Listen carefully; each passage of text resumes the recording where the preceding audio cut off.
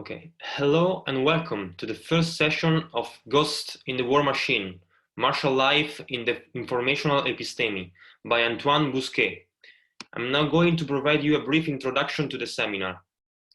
The historical emergence and contemporary ubiquity of computation and telecommunication technologies and their associated informational episteme are deeply entangled with the experience and conduct of war.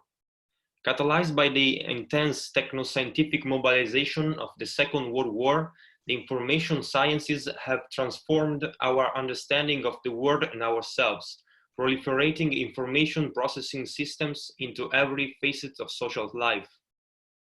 More than ever, they shape the landscape of armed conflict today in the age of global push-button warfare, hyper-networked operations, and cyborgian assemblages. This seminar will explore the long-standing bond between information and war, tracing it through its pre-conceptual history to its scientific forging during the World War II and early Cold War, and its extension into the present of network-centric warfare, remote control interfaces, military robotics, and artificial intelligence. Particular attention will be paid to foundational work and thought of key figures such as Norbert Wiener, Claude Shannon, and John Von Neumann, with their momentous legacies in cybernetics, information science, and computing.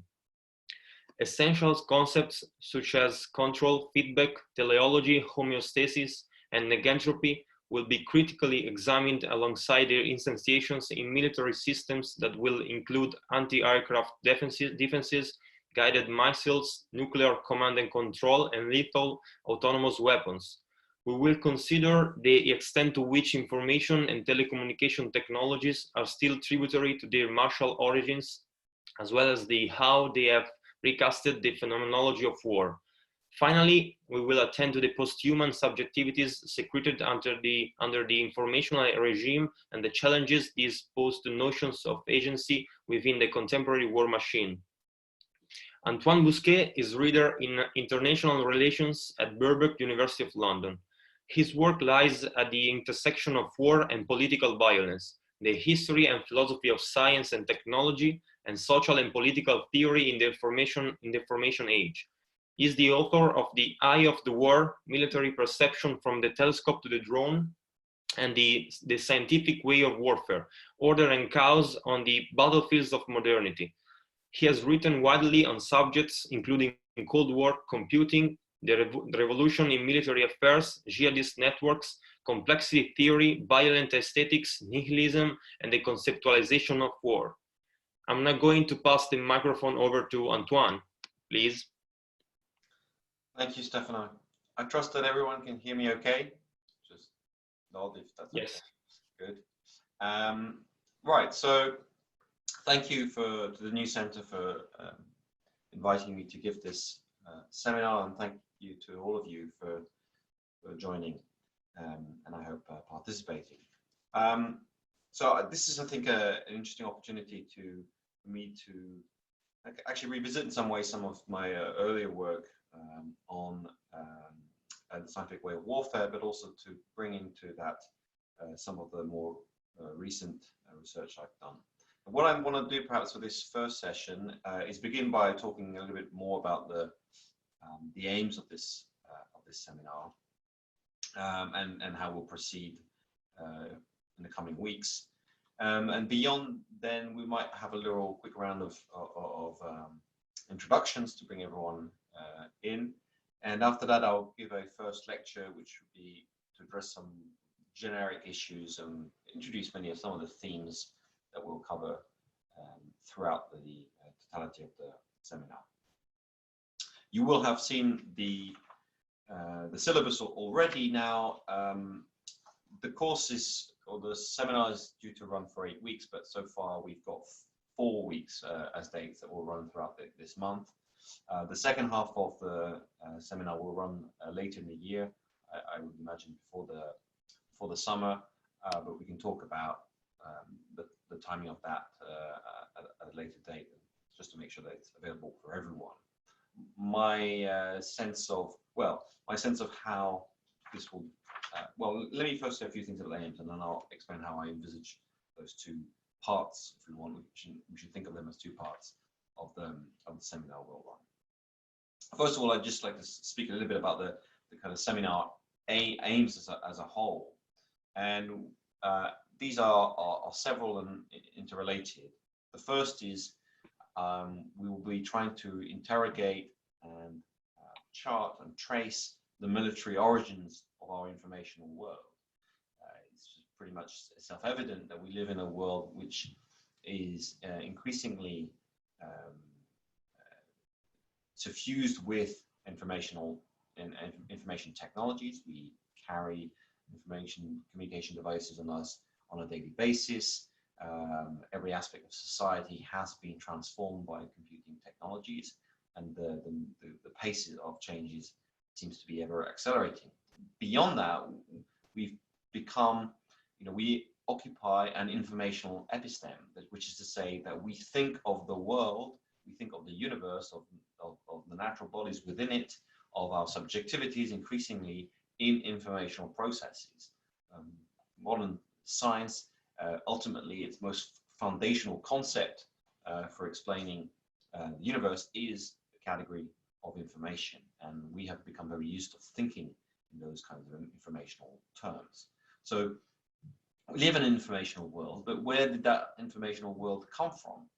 And obviously there's different kinds of stories that could be told about that, but the one I'm particularly interested in is the military dimension. And I would suggest to you that actually it's a primary dimension, that we really cannot understand the information world we live in today without understanding the way in which military imperatives shaped its emergence and continue to shape it today in our world. And I guess a question that then pertains to us is, to what extent is this military technology? To what extent can it be detached from these origins? To what extent can it be turned against it?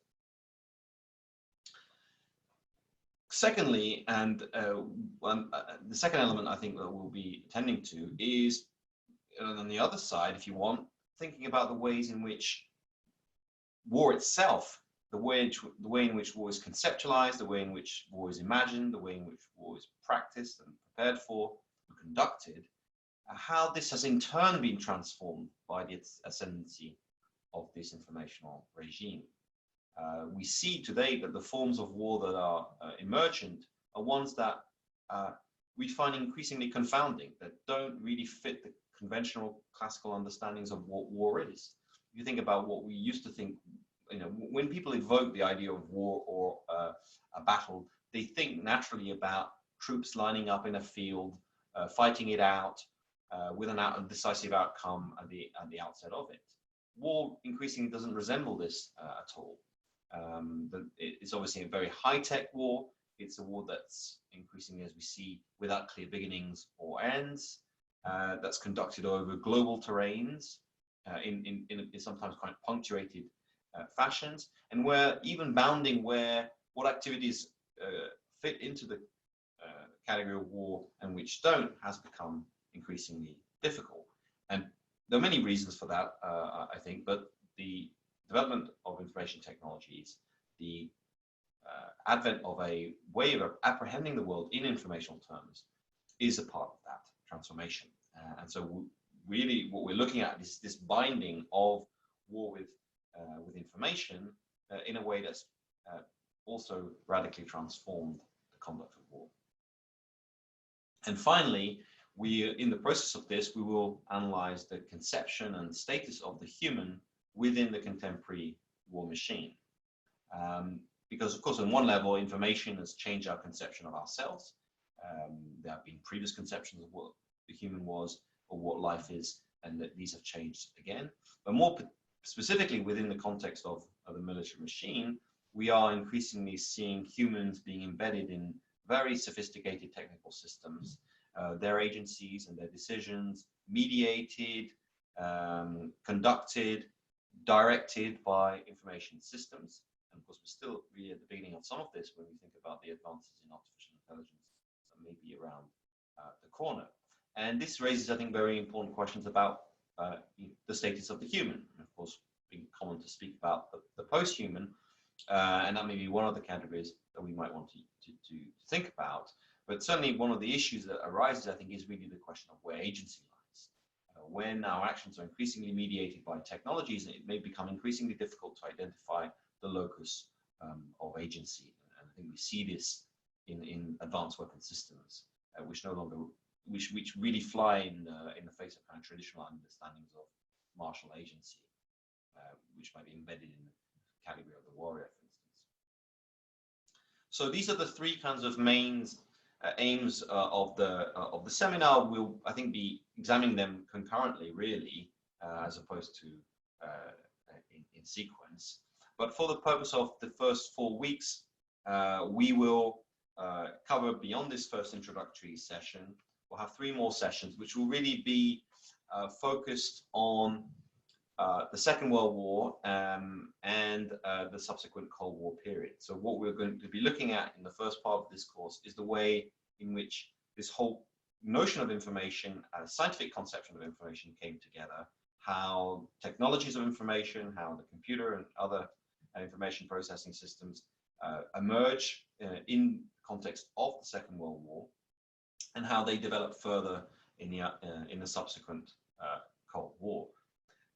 We will then, in the second part of the course, move further down eventually into our own times to see the further developments of this informational regime into the world we live in, of network-centric warfare, drone warfare, artificial intelligence, and so on. But I think it'll be very important in the first part of this seminar to lay the kind of conceptual foundation, because everything really begins in the Second World War, at least for our purposes.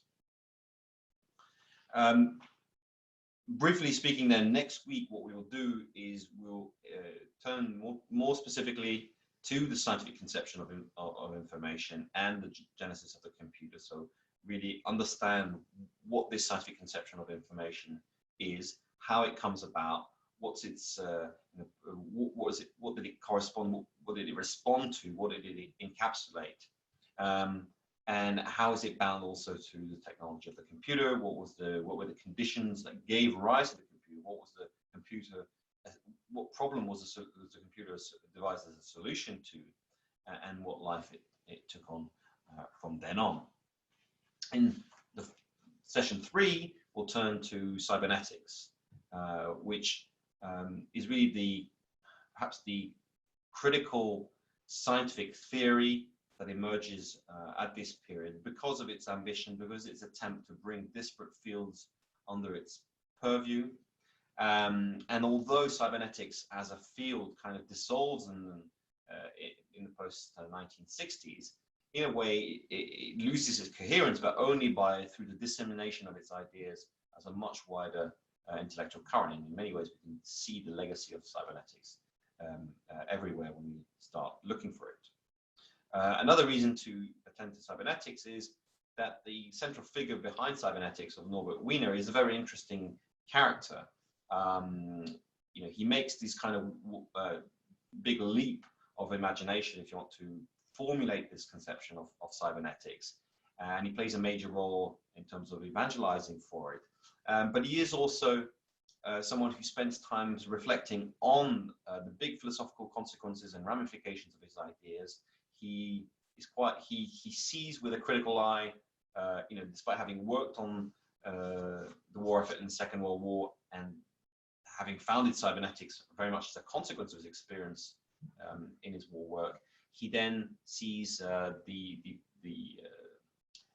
monopoly of these technologies by the military, or the appropriations that the military could make, as something that is potentially dangerous. And so he still offers, I think, a commentary, where whatever its other flaws and naiveties, is still, I think, interesting for us to engage, and is quite distinct from many of the other scientific characters who are less willing to speculate and less willing to think about the big picture ramifications of what they're participating in.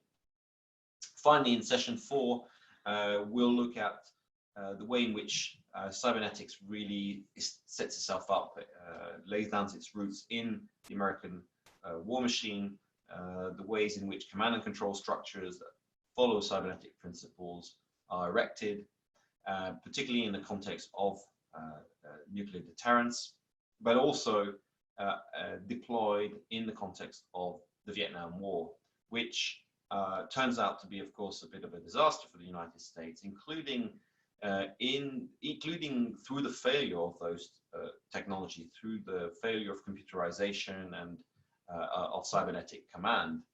And so this is a useful way for us to see some of the limitations of that cybernetic model, but it also is critical for us because it lays then the seeds for the subsequent developments of military cybernetics, which, well, take the form then of or pass through the sciences of chaos and complexity, and where while still inhabiting an informational regime in significant ways, there's a shifted focus on self-organization, on networks, on bottom-up emergence, and so on.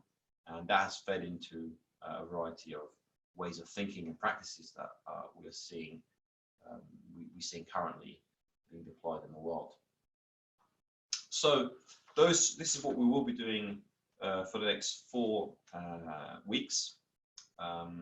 And perhaps before I give a first kind of introductory talk, we might go around in short order and have everyone introduce yourselves. Tell me a little bit about yourselves, and perhaps why you decided to take this particular seminar. Okay, great. Eric, do you want to start? Okay, can everyone hear me? Yes, we can hear you. Okay, cool. Yeah. Hi everyone, I'm Eric. I'm not sure yet if I'm gonna fully participate or if I'm just gonna audit the seminar for the organizational purposes. And yeah, I live in Germany. I study sociology and philosophy. I'm still in my bachelor, and basically my overall interests are in the connection between really fundamental questions of philosophy to politics and technology. And yeah, recently I've delved very much into accelerationism and the connection to neo-rationalism, and yeah, so that's me, and I'm excited and interested in what we're going to hear here. Great. Yes, I mean, the questions we are going to address are going to be very much ones of the relationship of science and technology to society. I think there are interesting connections potentially with accelerationism. Although I think what perhaps accelerationism has, certainly in kind of its left-wing variants, has tended to emphasize is the economic. And I think actually that tends to leave a bit of a blind spot when we're talking about the military, because the military does not obey necessarily the principle of profit. It's not guided by the kinds of by capitalist motivations in the first place. In fact, even I'd go so far as to say Marxist theory has a bit of a problem with war anyway, because it tends to reduce it to merely an epiphenomenon of capitalist processes. But then we have to raise the question, well, what if that's not the case? What if war itself is actually one of the drivers of history? In which case, accelerationism, again, it's left-wing variant, which says, well, we just need to take control of the means of production, so to speak. Well, that doesn't solve the war problem. If the war problem is not reducible merely to an epiphenomenon. And so I think there is a form of military accelerationism, and it's very clear that it's propulsed particularly by the action-reaction dynamic that is inherent to war, and it's much more muted, say, in the commercial and capitalist sector. So that is something I think that needs to be thought about much more seriously, because it poses a different set of questions and problems to address. Well, thank you, Eric. Maybe just a short comment, because I study in Bielefeld, and a social theorist named Niklas Luhmann was pretty famous in Germany and not so much abroad. He has developed some a social systems theory and was very, very influenced by second-order cybernetics. And I was reminded by, he said, okay, Marxism or Marxist-inspired theories like left accelerationism take, okay, still a little bit of this base superstructure model. And that Luhmann has what he says, okay, all modern sociologies basically claim that there's a functional differentiation in society, that you have different spheres, so all function differently, and economy is one sphere of others, like right or education or yeah, something. And so I have a little bit of experience with cybernetic ideas in the social sphere, but yeah, not still, it's still very little. Well, I think that raises also a very interesting question, which is something I've grappled with as well, which is, you know, at one level, we're going to kind of analyze and look at cybernetics and chaos theory and complexity from a critical perspective in terms of understanding its premises and potentially its blind spots, and to develop some kind of critical distance to it. But simultaneously, you know, they are very powerful ideas. I find, you know, the theories of chaos and complexity to be very useful for thinking about the world. So we've got this kind of tension where, you know, we both don't want to be completely seduced by ideas, but we also want to be able to use them. And I think maybe that says something about our condition, which is, you know, all we can do really in any kind of episteme in which we find ourselves. I would submit we are in an informational episteme, by which I mean we find it impossible to think outside of these categories. Is that what we do? I think, you know, culturally, is push at that, you know, is to try so that we can try and think beyond the categories that we have. But that still means we have to use those categories if we are, in order to surpass them, perhaps eventually, which of course is will be a rather long venture. But I think it's interesting to you know to think about that tension between the object and the method. Thanks. Okay, great. We can move on to Richard. Can you hear us? Hi, yes, I can hear you. Yes, hello.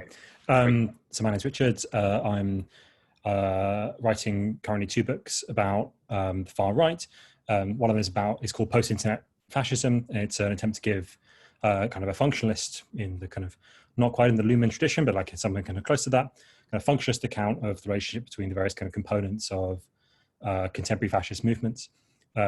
I'm interested in particularly taking this course because of 2 reasons.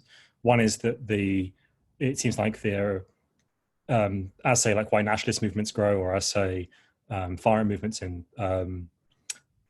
Europe grow, it seems like there's a kind of an emerging low intensity conflict that is existing between, on the one hand, the far right, and on the other hand, anti-fascists, and on the other hand, the state, which in part seems to like arrange itself around questions of information more than it arranges itself around questions of kind of a battlefield conflict and so on, especially in the kind of paradigm of stochastic terrorism, which maybe has kind of some analog in the paradigm of kind of suicide bombing or something like that, which is obviously much more kind of typical of war more generally.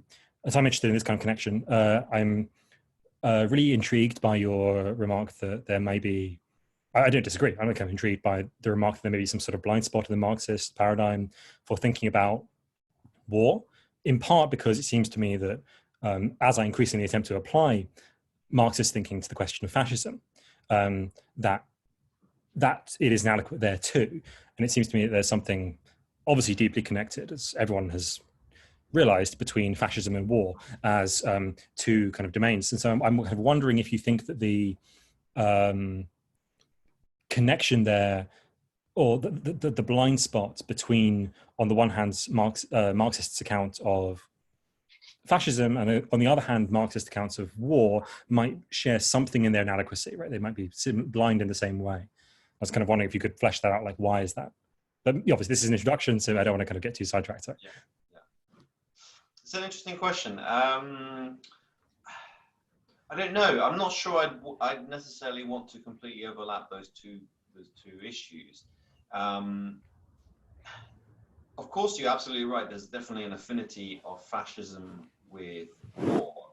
What strikes me, though, however, is that the kinds of modalities of war that we are seeing in its hyper-technicized form, in many ways, is very corrosive of kind of traditional martial values, which are the ones that fascists are deeply invested in.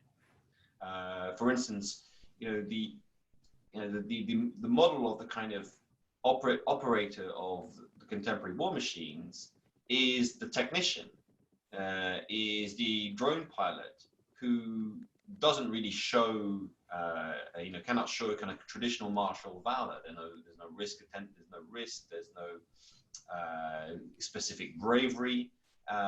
It also, I think, is participating partly in a kind of an increasing kind of androgynous nature of the combatant. In many ways, the skill sets that are required now to operate the machines of war are not kind of conventional forms of physical prowess or what have you. And when you look at the sociology of militaries like the US military, these are institutions that have become, have shifted massively their norms in many ways with regard to women, to issues of sexuality and so on.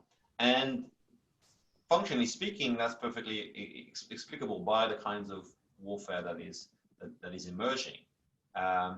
Even disability may not be a handicap. Some of the experiments that are being conducted are using disabled patients because they have a greater neuroplasticity, because you might be able to reconfigure them better. They might make the best drone pilots of the future because parts of their bodies are no longer active, their brains are more liable to be rerouted, and so on.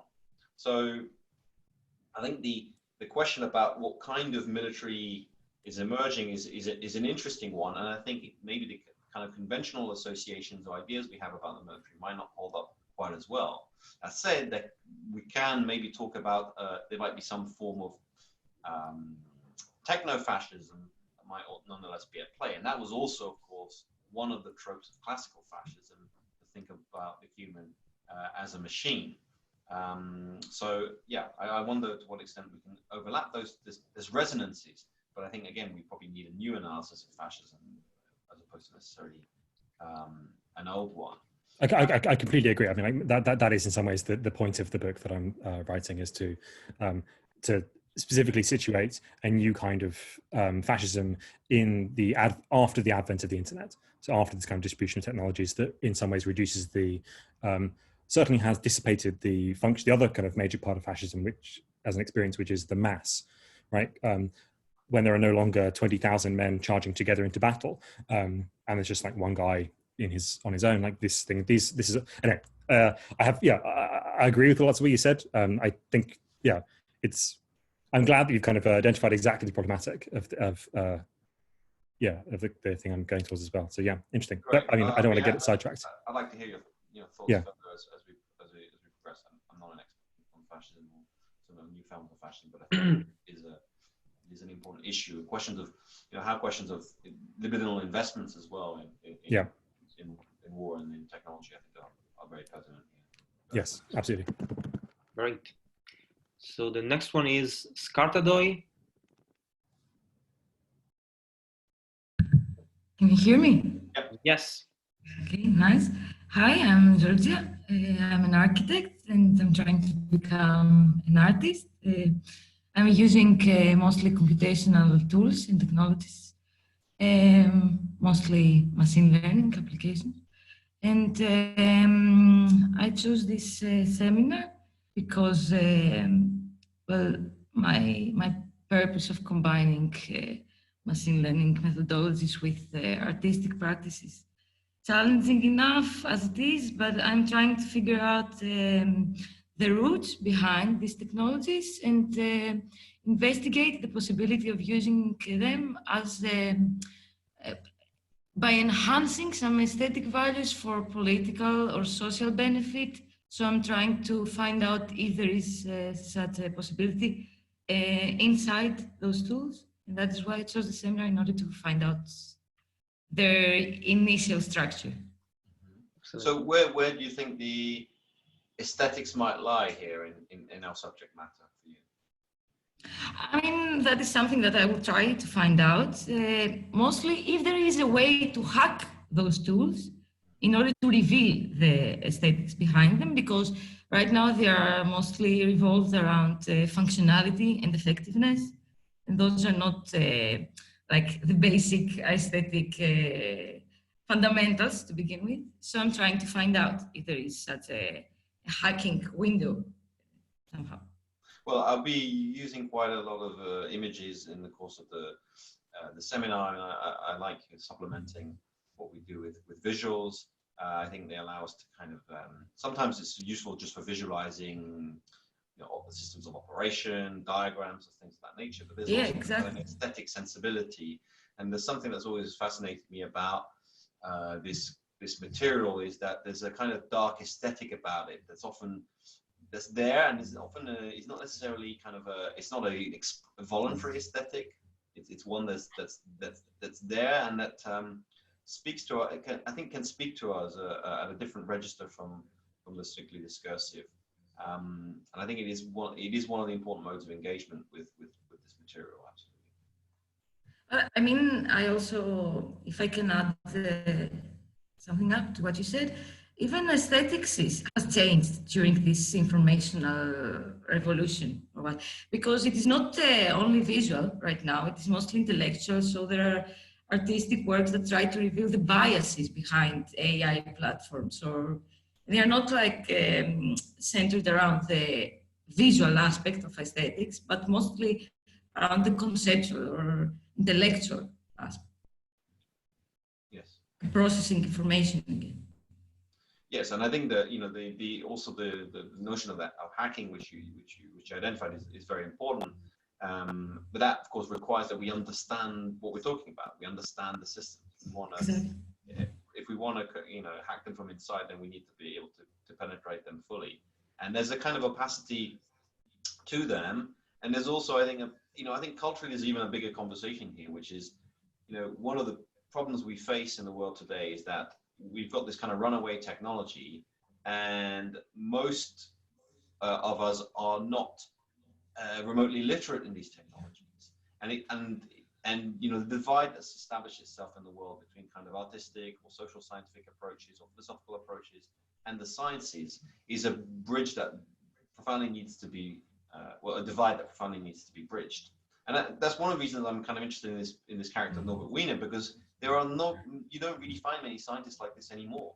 Scientists who are, you know, well read in philosophy, who are willing to think deeply about what they were doing. A lot of scientists today and technicians are just thinking only about the technical aspects of the problems and not about the bigger picture. But similarly, you know, a lot of critique is conducted on questions of science and technology without necessarily spending a lot of time trying to understand how it works, the nuts and bolts, the underlying kind of epistemic assumptions that support it. And I think that is not going to get us very far. You know, we can't just denounce things. We have to, as you put it, hack them. Yes, exactly. Thank you, Georgia. Okay, great. The next one is Alexei. Hello. So my name is Alexei. My training comes from the field of cultural studies, so basically post-colonial, decolonial theory, and gender studies. But at the new center, I'm pursuing the track of trying to think more of society in relation to technology. And particularly about this course, during my master's, I was taking courses on conflict resolution, and we were talking about war and engaged with discussion more from the sort of perspective of social, religious lenses. But then I think this course does it from the approach from the technoscientific approach, and that's a part of the issue I'm less familiar with. So yeah. Mm-hmm. And so how do you think these socio-technical issues relate back to your training in cultural studies and the other concerns that you've previously? So I think that basically when we're talking about war, a lot of these issues were just missing from the picture. So we get kind of incomplete picture. Just talking about purely religious or purely ethical reasons for war, then it's still kind of impossible to grasp the internal mechanisms basically guiding the war. Yes, I think that's an important point. You know, of course, it's crucial to have kind of normative positions, but normative positions should not be ones that prevent us from understanding what Yes, we exactly. want to critique. And so I think, yeah, you know, as we proceed in this course, I think that the main objective of it is going to be to understand what we're looking at. What are the mechanisms? What are the underlying epistemic foundations of these activities, so that we can push at its limits, but to understand before we judge. Yes. Thanks, Alexei. Okay, the next one is Habib. Hi, everybody. I'm Habib from Tunisia. I'm a lawyer by training, but I also have a background in war studies. I earned a degree in war studies at King's, where I focused mostly on asymmetric warfare, jihadi movements, and communications. And since then, I've been involved in as a consultant in security sector reform in Tunisia, as well as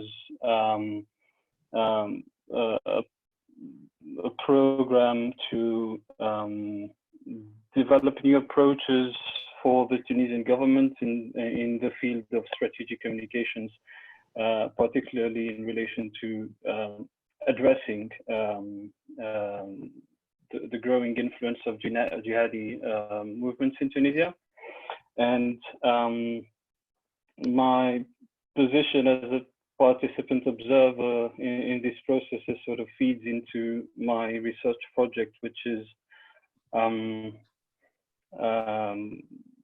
concerned with the sort of the interplay of social structures, communication structures, and the communicating social actors internal structure, and how all of this plays out in the current conflict between the Tunisian state and its challengers, and by that I mean mainly the jihadi movement. And in cybernetics, I think I might have found an answer to what the conceptual framework for my research could be, as I think it's ideally suited for accounting for all levels of analysis, and provides a way to think systematically about all the elements at play. Yes, I mean, I think this cybernetics or complexity theory is a useful way for understanding notably network phenomena, particularly of non-state actors or organizations that have loose organizational forms. And generally speaking, actually, one of the issues that we're grappling with is what is one of the consequences or potential consequences of the diffusion of information technology, and certainly what's happened since the Cold War in the phase that we live in is that technology has gone from being vast supercomputers that only governments and corporations could own to being devices that anyone can purchase. Is this shifting the war out of the hands and the monopoly of states? Increasingly, we're seeing non-state actors who may not be able to rival directly with states, but nonetheless are able to create a significant problem for states. And so this is, and moreover, in a context where states themselves no longer seem to fight wars in a frontal fashion. So we're in a space where non-state actors seem to have, even fairly limited non-state actors seem to have a capacity of nuisance that is much greater than it previously was. And the persistence of states, or the monopoly of violence of states, I think is definitely in question. And the kinds of wars that are emerging are no longer wars of fronts and battles, but of much more diffused violence within the international system. So these are all things I think that we'll come to talk about, certainly in the second half seminar. Thanks, Habib. Great. The next one is Nikita. Can you hear us? Yeah, hello. Yes, so I'm Nikita. I'm based in Moscow, Russia, and I work at Garage Museum of Contemporary Art. I work as web development manager and as research curator for Garage Digital, which is a program that supports artists and researchers working on emerging technologies and newest media. And well, I guess my particular interest in this course is also the fact that I'm working on an independent video video project that touches heavily upon post-Soviet military infrastructure with regard to modern computational, informational, and media systems. So that's pretty much a match, and I'm very interested in the theoretical take on this topic. Great. Okay. Well, I look forward to hearing your own contributions and bringing what you Sure. know to the discussion. Thanks. Okay. Next one is Kim. Hey, can you hear me? Yes. Yeah, so I'm a PhD student. I'm from, I guess, New Zealand, but I'm based in London now. And I'm writing a kind of critical genealogy of the fog of war. And I'm especially interested in how this concept, which really underpins how military institutions conceptualize uncertainty and contingency, emerges not just in kind of military theory and obviously this kind of instrumentalization of science, but also through the emergence of wargaming, which happens at more or less the same time or even a little bit before the sort of theory of the fog of war emerges. So yeah, that's kind of what I'm up to. Great. Well, full disclosure, we know each other with Kim. Yeah. I know his work's very interesting, so I look forward to having his input. And absolutely, we can, of course, take this story further back. And today I will talk, and at different points, we will go a bit further back, but we have to, of course, understand the antecedents that lead to the Second World War to understand, to move on from there. But certainly, there's a long tradition of thinking about questions of, and part of the issues that we have to grapple with is to what extent there's a prehistory of information. So the fact that although information as a concept, as a scientific concept, only really emerges in the Second World War, there's obviously people grappling with what we've come to call information previously. So that would be something to think about as well, in terms of the legacy and in terms of the antecedents to where we are now. But yeah, good to see you, Becky. Yeah. Thanks, Antoine. Next one is Shilpi. Hello. Hi. Hi. I'm Shilpi Lathar. I'm a communication designer working in the field of social and behavior change communication in India. And I found the description for the seminar interesting, and so I'm here. Okay, great. Okay, next one is Alex.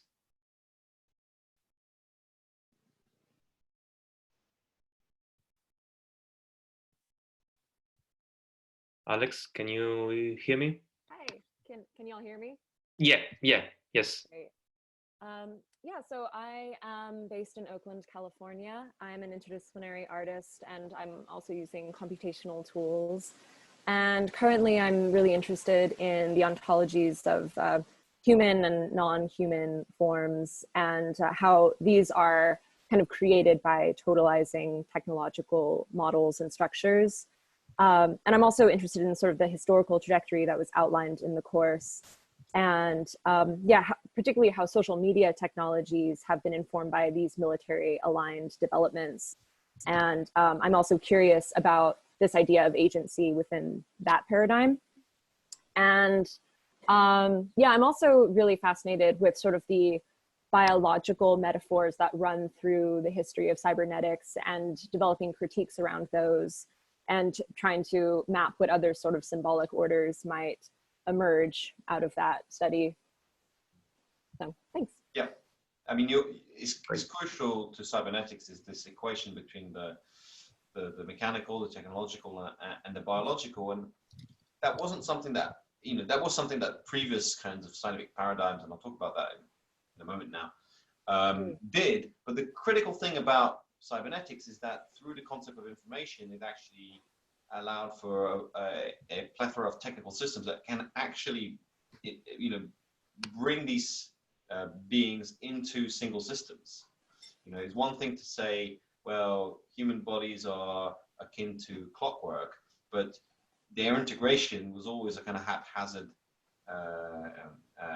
effort, whereas through the medium of or through the notion of information and through means of and through the feedback systems of cybernetics, you can shape the behavior of human systems or living systems to a much greater extent, and you can bring them into increasing indistinction with technical systems.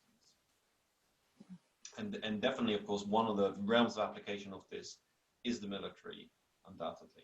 And in fact, and one of the terrains in which experimentation takes place, I hinted at that a moment ago, is in the realm of rehabilitation, and particularly with regard to war veterans. So you see some of the advances in prosthetics. What's a terrain of the laboratory for this? It's you know, US soldiers who've had their limbs blown up by IEDs. So there's also this kind of feedback that comes through war, where you know, new generations of mutilated people are created, who will become the terrain for further experimentation.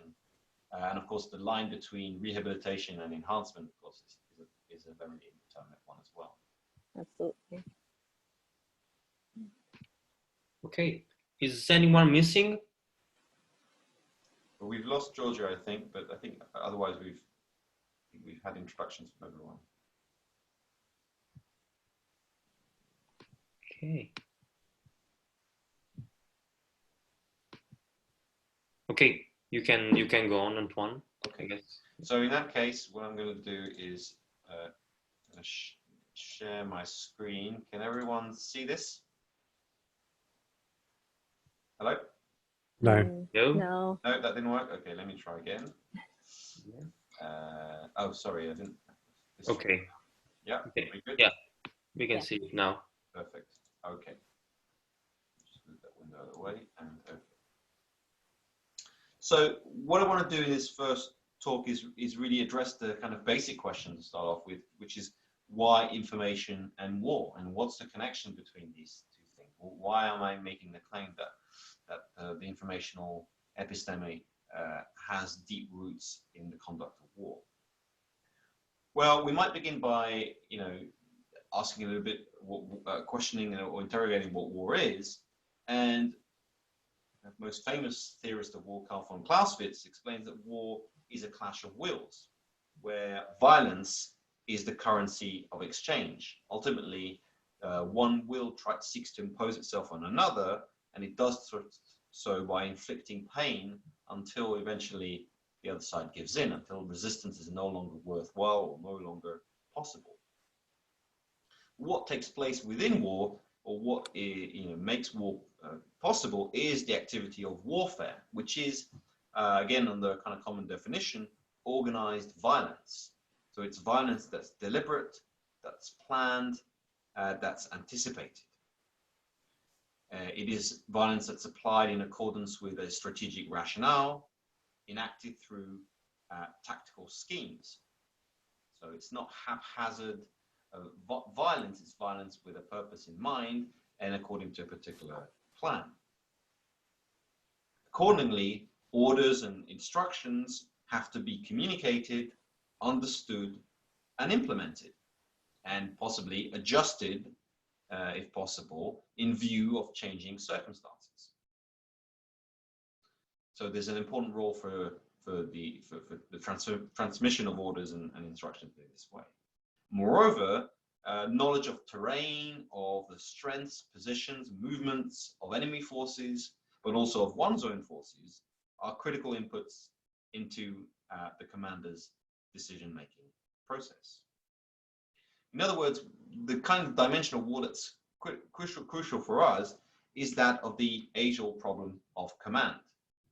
How does the intention of the commander transmit itself to their forces? How to deal with the challenge of organizing, coordinating military forces under the intense centrifugal conditions of battle.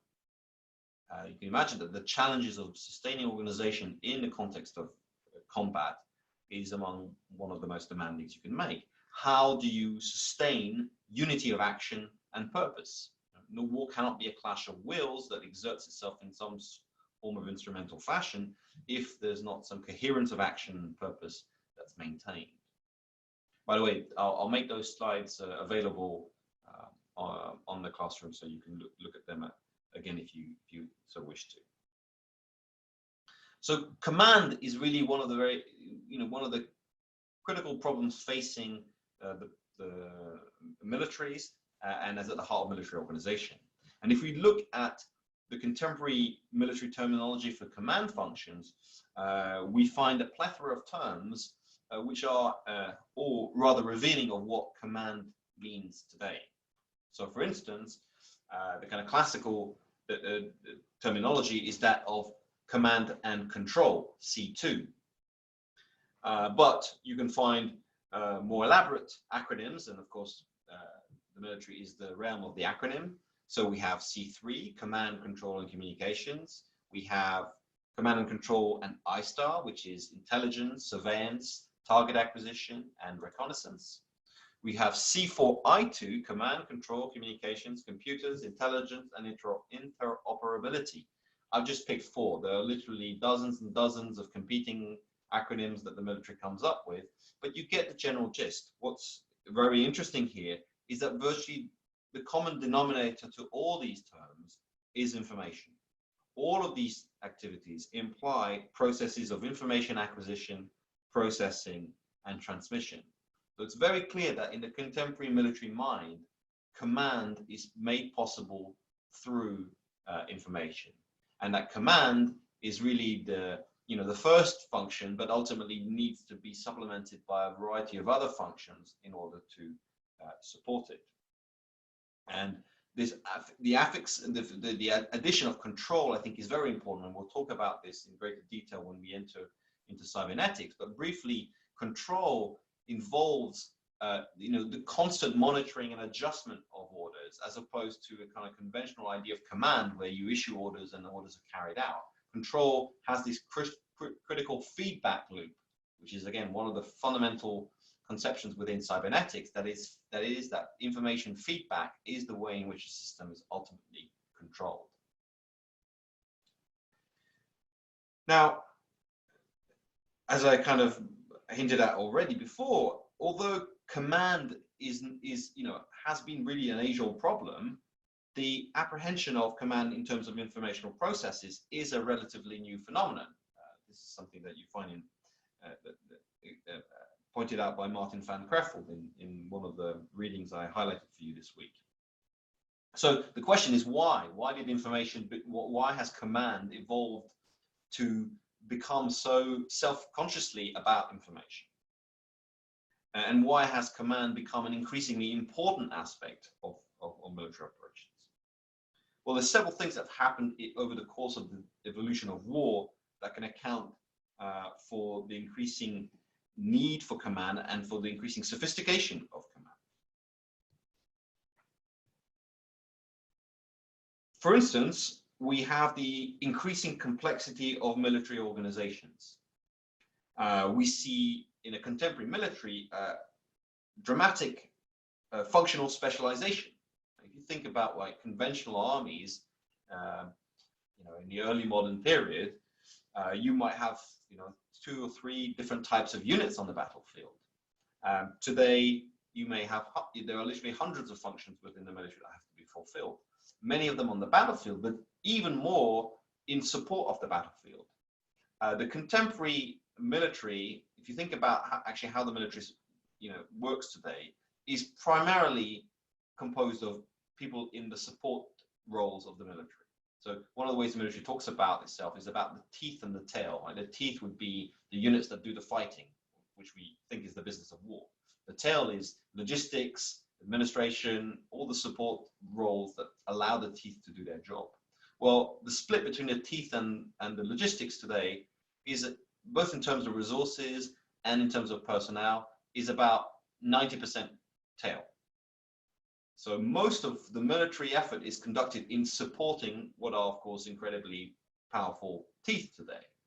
But that makes for a very complicated machinery of war that cannot sustain itself without being continually supplied and managed. This, of course, ties in also to the technological intensification of war. The amount of technology that's embedded in war is, of course, something that's increased massively. And of course, every technology that's brought in also brings a long kind of logistical tail needed to support it. The problem of command has also been heightened by the extension and dispersion of military forces in space. So again, the kind of classic image of war would be armies meet in a field, fight it out over the course of a day, and a battle and some outcome is a result of it. But of course, armies have since massively dispersed on the battlefield. When you think about the First World War already, we were looking at a front that covered the totality. Went from the North Sea all the way down to Italy. And beyond in the Second World War, of course, we've seen movements across continents. And this has happened increasingly not only on land, but of course in the air, in the subaquatic realm. The dispersion of troops has been quite dramatic. And of course, when you can no longer concentrate troops, and of course, one of the reasons for that, of course, is vulnerability to an exposure to fire.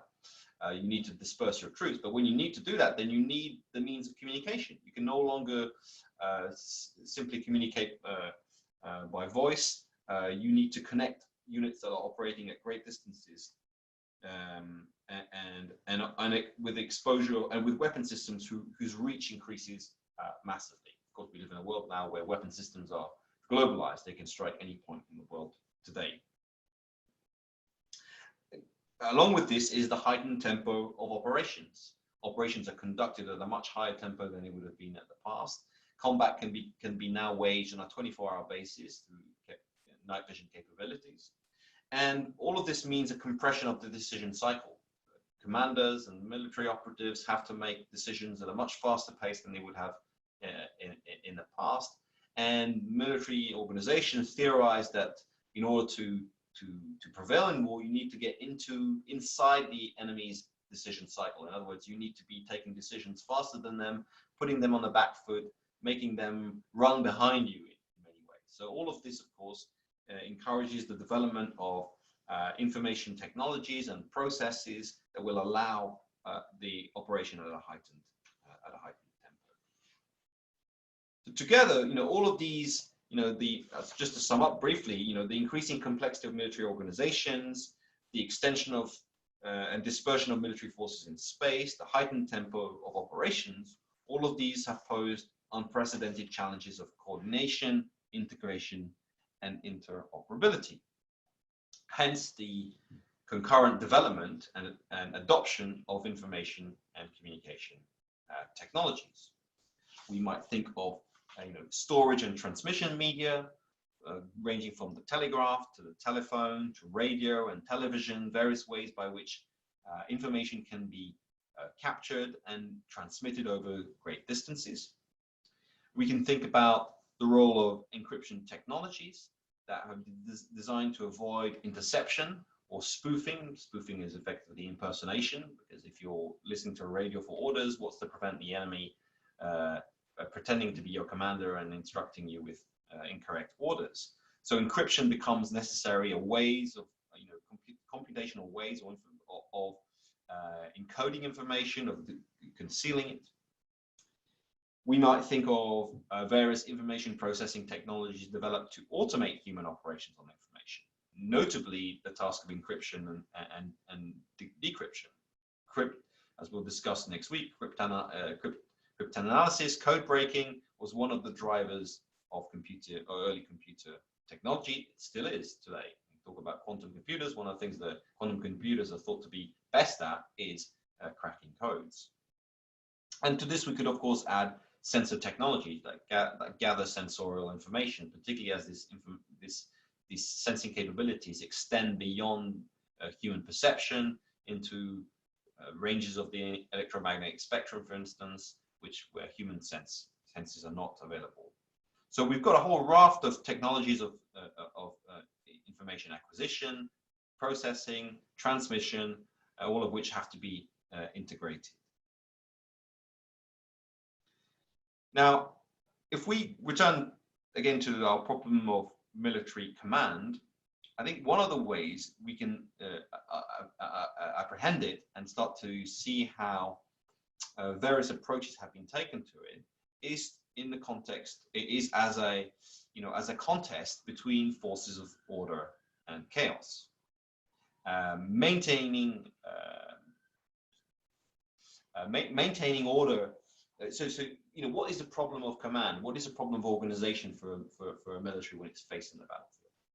It is to maintain its organization, its coherence in the face of the chaos of the battlefield. It's to be able to control its forces, execute its decisions. Moreover, it may involve warding off the noise that might drown out or corrupt information exchanges. If command is reliant on exchanging information, issuing orders, receiving reliable information, one of the challenges, of course, is the noise, and we'll see noise as being an important part of information theory, is the noise, the corruption that can undermine, can divert information. These are one of the things that military organizations are struggling against. And finally, of course, if this is what armies are resisting, then their path to success will generally involve plunging their adversary in disarray. That is, if the enemy cannot sustain or cannot resist the forces of chaos, they will collapse, which increasingly means attacking their command and control structures. And we'll see that military strategies have increasingly become focused on that imperative, that actually the key to destroying or disabling an army is not necessarily to destroying every element of it, but is destroying its command structure, at which point it becomes an impotent rabble. Now, if the problem of order and chaos, or sustaining order, is one that has probably animated military organizations throughout history, we can identify a variety of solutions devised to handle this problem, to exert control and to maintain order. Moreover, it's striking that at various junctures, it has been found preferable to relinquish efforts towards absolute control and predictability and embrace instead the inherent contingencies of war, so as to exploit the creative forces of chaos to in turn generate or sustain order. That's to say that there's been a tension within the military to seek to achieve complete control and predictability, but often that's proven to be quite inflexible, because war is a realm of unpredictability, or as Clausius would put it, chance. Things go wrong, unpredictable events occur, and so it may be preferable in some situations for militaries to be able to build up their ability to adapt to change, to respond to unforeseen consequences, rather than seek to control everything, at which point when something goes wrong, they're unable to respond. Here I want to draw an interesting commonality parallel between the activity of war and science. Because in many ways, what science is trying to do is to discover the order behind the apparent chaos of nature.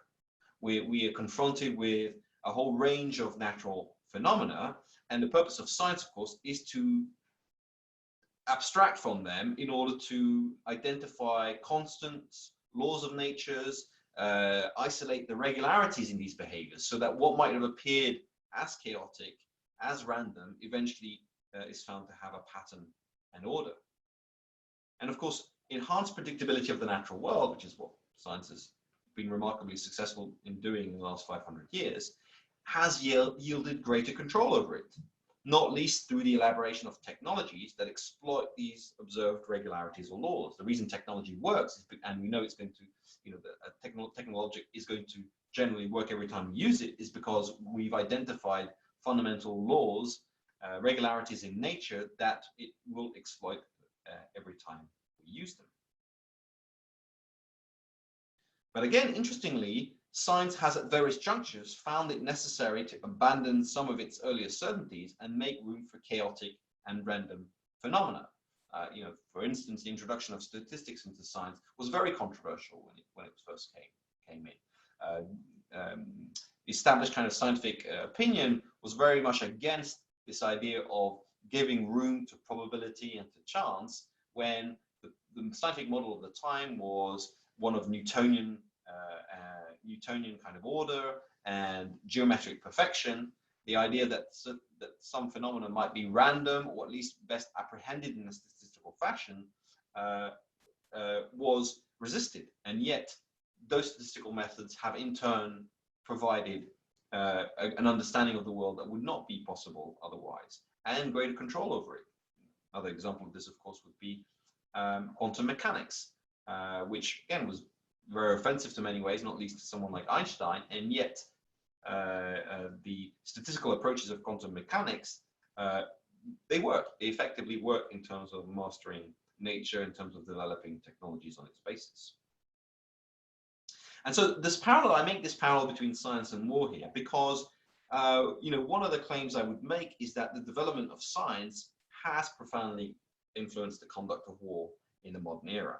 And that we can speak of something like a scientific way of warfare that can be, that sees increasingly the phenomenon of war being approached through a scientific worldview as an attempt to make it more predictable and manageable, and aligns itself with certain kinds of dominant scientific worldviews.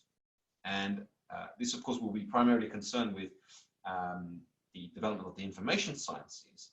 But as a lead up to it, you know, I want to discuss some of the earlier regimes of scientific order, because the way in which they develop into one another, I think, is instructive for us. So what I would like to distinguish here is 4 major periods of scientific war. 4 periods where certain key technologies and bodies of scientific ideas dominated and played an important role in influencing the ways in which war was conducted and imagined.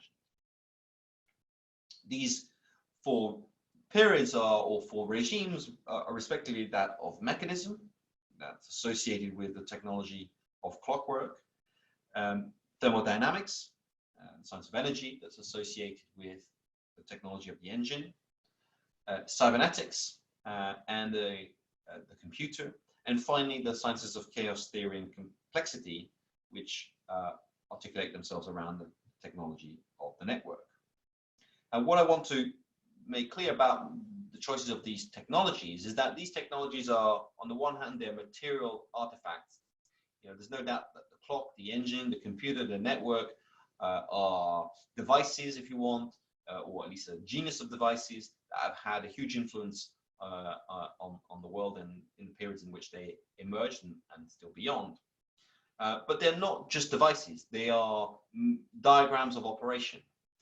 The clockwork relies on the movement of mass, the engine on differentials of temperature converted into work, the computer on logical branching and information feedback, the network around conceptions of self-organization and decentralized information exchange. And moreover, these can also be framed as metaphors. That's to say, they become models for reality. And we'll see in the ways in which in different periods, the sum of reality or different beings within that reality become identified with these technologies, and that these technologies are seen as metaphorical keys for understanding how things work. So let's begin with the clock. And we can associate the clock very closely, of course, with the birth of the scientific worldview and its association with the theory of mechanism. Well, what mechanism tells us is that the universe is best understood as a matter in motion, under a complete and regular system of the laws of nature. Something that can be described in terms of mathematics, especially geometry. The clockwork, this gave rise to the idea of a clockwork universe. This is very literally an expression that was prominent in the 16th and 17th century. And of course, the apogee of that kind of worldview was the Newtonian synthesis. Newton's ability to produce or accomplishment to have discovered the laws of gravitation, effectively very simple laws that could explain the movement of all bodies, heavenly bodies, bodies down on Earth. And Newton provided a model for science more generally.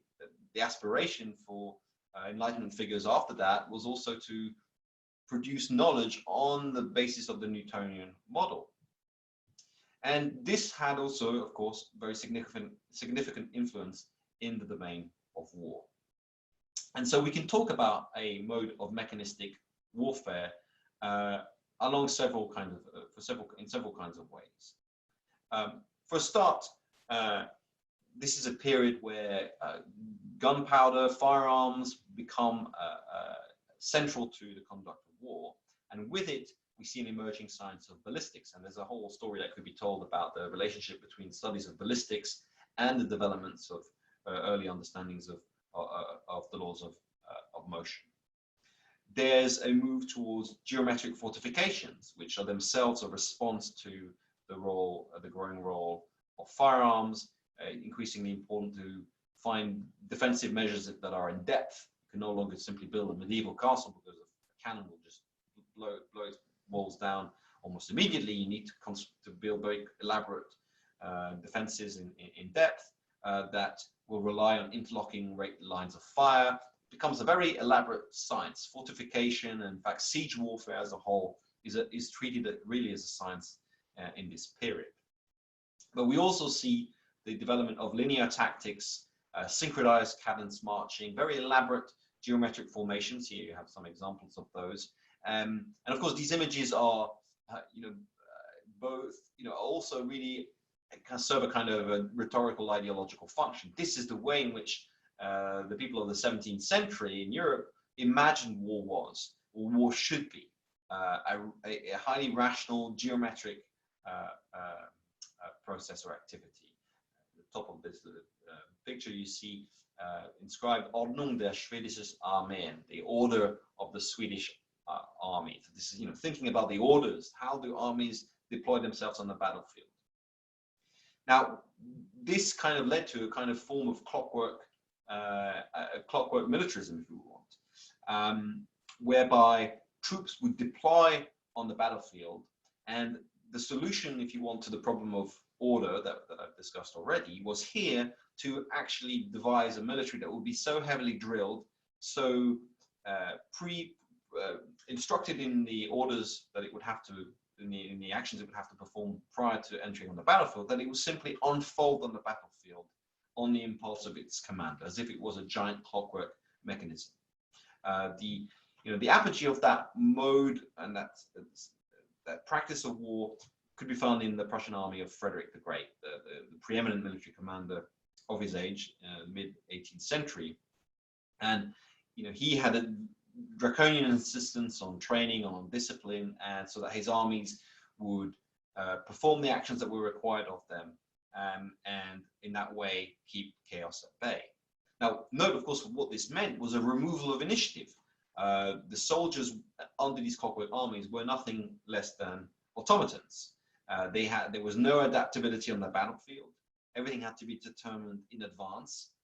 There was no independence of thought or action of the constitutive parts. Now, this model of warfare, as I say, which is an apogee in the late 18th or mid to late 18th century, but it's soon superseded increasingly by a more dynamic form of warfare, which we might call thermodynamic warfare. And here, the relationship is, of course, with the science of the emerging science of energy. And what thermodynamics uncovers over the course of the 19th century is that actually it changes fundamentally the scientific worldview, because it tells us that really the fundamental building block of the universe is not mass in motion, but it is energy. This almost kind of mysterious force that is behind all the processes that we can observe in the universe. And of course, thermodynamics produces two very significant laws. The first is the law of convertibility, that all forms of energy, whether they're chemical, electrical, kinetic, physical, and so biological and so on, can be converted into one another. They're all expressions of a similar process of energy. So energy, therefore, being this kind of universal currency in which different material forms can transmute. But crucially, a second law of thermodynamics, and here I'm going to insist on this because this is actually really important for the story we're going to tell later on with regard to information. The famous second law of thermodynamics, which has been presented by many scientists would say is, one of the most firmly established laws of physics, that if the second law of thermodynamics was to be overthrown, we have to completely revise everything we think we know about the universe. The second law of thermodynamics, and in its detail, is quite a complex set of ideas, but I'll try and summarize it here, is the idea that although energy is convertible, energy can be converted from different forms of energy into others, there is, whenever energy is consumed, so to speak, there is a dissipation of useful forms of energy. There is an increase in this phenomena of entropy. This can be expressed also through a measure of disorder, that things naturally move in a direction of greater disorder, greater dissipation of the differences in intensities, which are the engine, or which are the basis of thermodynamic processes.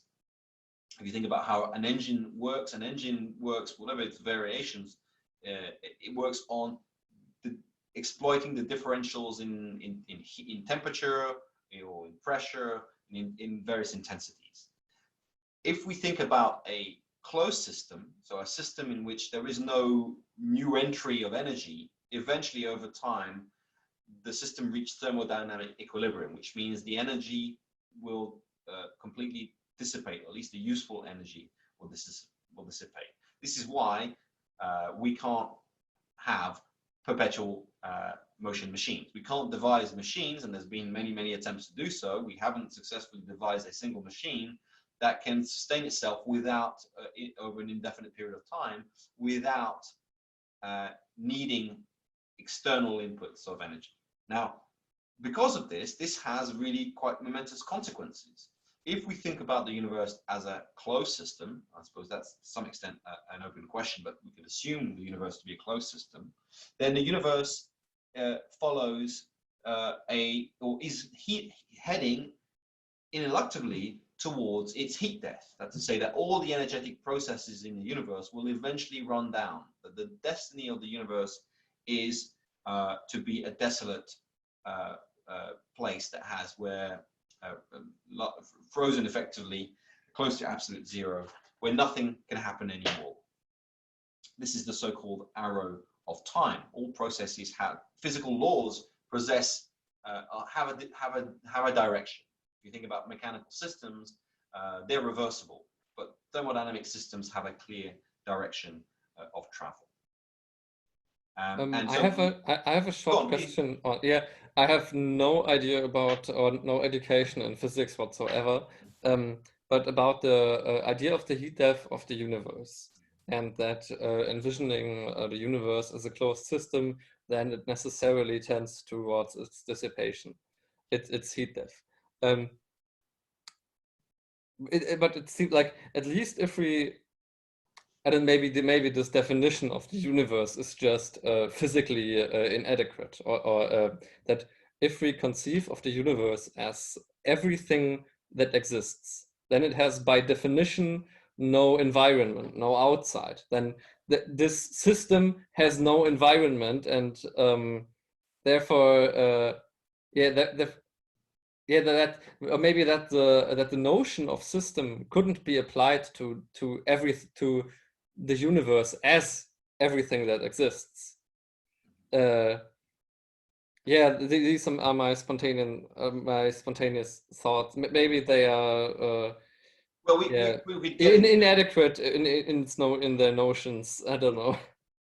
There's a matter of definitions here, of course, but of course, if we think about if the universe is the totality of what exists, then there cannot be anything outside of it. So from that perspective, it would have to be closed. But I mean, this is really metaphysical terrain, where speculation, of course, is absolutely possible.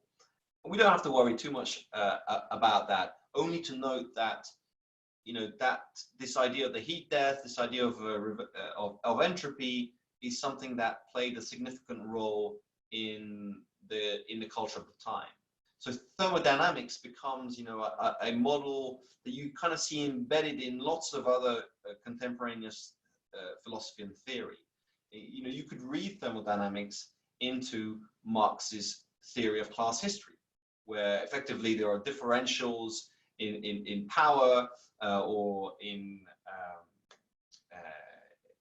material conditions that ultimately will seek some form of equilibrium. That history will run its course. The engine of history is class conflict, and once the differentials that constitute classes are equalized, there will be no more history. Freud also had a kind of thermodynamic sensibility when he thought about the ways in which drives sought some kind of resolution. This is kind of his death drive is ultimately, a kind of pulse, an impulse to a resolution of tensions and differentials in intensity and so on. There's some interesting writings about this. Michel Serres writes about this well. Is there so it seems at least that there is a neat connection between this idea of equilibrium and homeostasis in I don't know if I got that right, but yeah, at least that there is a tight connection between these thermodynamic ideas and cybernetic ideas that follow. There is absolutely a connection, and we'll talk about this, I think, in greater detail next week, but I'll come to it in a moment, actually, because one of the ways in which information is defined is as negentropy, as the negative of entropy, and is conceptualized as precisely what information becomes the invert of disorder. It becomes a kind of ordering kind of quantity, if you want. But I'll touch on it briefly in a moment, and then next week we'll have the opportunity to talk about that in greater depth. But yes, it's important to make that, to underline that there's a connection between thermodynamics and information theory and cybernetics that is critical to grasp. Now, of course, this science of energy that emerges in the 19th century comes alongside the industrialization and the motorization of society, and there's a back and forth between the science and the technology, which is to say, the understanding of thermodynamics fed off the development of engines. Engines were basically the technology that made the identification of the laws of thermodynamics possible to a large extent. And then, of course, there's a kind of retroactive process where the understanding of thermodynamics allowed the construction of more efficient engines, because although, as I say, there's waste energy, if you understand thermodynamics, you can make more efficient engines. You can convert higher quantities of energy into work and avoid excessive dissipation. Now, of course, we're concerned here again with the question of war. And what we see, of course, from the 19th century onwards into the 20th century is that war increasingly becomes focused on the harnessing and projection of ever greater quantities of energy. One might think of the energy of weapons, in the increase in the destructiveness and the speed of delivery of weapons. And of course, the culmination of that undoubtedly would be the atomic bomb, where the most kind of energetic process, the physical, where the greatest release of energy possible in the fission, and eventually the fusion of atoms is discovered. But there's a clear, ramping up of the destructiveness of weapons over the course of 100 or 150 years. We might think, of course, about the motorization of war, vehicles who are driven by energy, who create vectors of speed on land and air and sea. This is, again, part of the dispersion and the extension of war in all sorts of new domains. And of course, we think of energy in a slightly more metaphorical sense, but also actually in a literal sense, in the terms of the moral and physical energies of entire populations that are galvanized for war. This is, you know, to be tied in with the era of total war, of mass conscription, where wars between nations are conceived as epochal struggles in which entire industrial apparatus and populations can be brought into the ambit of war. Now, one of the things that emerges from this is that while at the same time total war becomes synonymous with heightened centralization, with increasingly command economies in whatever political regimes we may see, we also find greater difficulty in maintaining order. You know, the battlefields of the First World War were incredibly chaotic ones. Got a depiction here from Georges Leroux, full of fire, noise. The modes of communication were limited. Telephone lines were laid, but they were soon cut off. Radio technology was still quite inaccurate, or at least unreliable. And so part of the responses to this was attempts at decentralization, at giving greater autonomy to troops than you would in the past, because you simply wouldn't be able to preordain everything in advance. This was tested particularly by the Germans in the First World War through the development of stormtrooper units, which were supposed to penetrate enemy lines with a high degree of autonomy. It would be even given what's called mission-type tactics, which is to say they were told, this is the mission, you need to perform it, but how you perform it is left to your discretion. So we see a move towards entrusting soldiers with greater degrees of autonomy and decision-making. Blitzkrieg in the Second World War, you know, fast-moving mechanized infantry and so on, also operated on similar principles.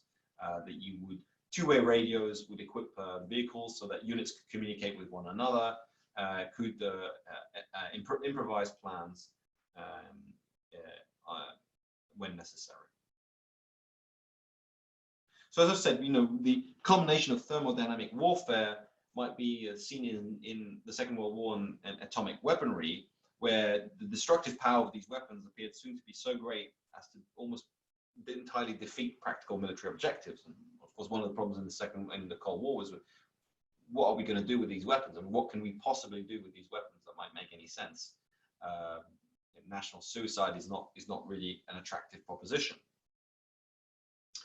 But it's precisely as these energies run out, seem to run out of control in the context of thermodynamic war, that we see the advent or the development of cybernetics as a universal theory of control and communication. So here we have, you know, what is effectively a cybernetic diagram. Because what cybernetics is interested in is the regulation of systems. It's how do systems adapt, adjust within their environment, within their changing environment. And what they are particularly identified was the role of so-called negative feedback processes. And negative feedback is because they are seeking to counterbalance a disruption in the environment, a disruption in the system, a disturbance, for instance, as we see here. And these are systems that use a flow of information between a system and an environment in order to take corrective action. So a system that's monitoring its environment, and when the environment changes, or when the state of the system changes, the system can compare that input to the desired output and can adjust. So, you know, the classic example is the thermostat.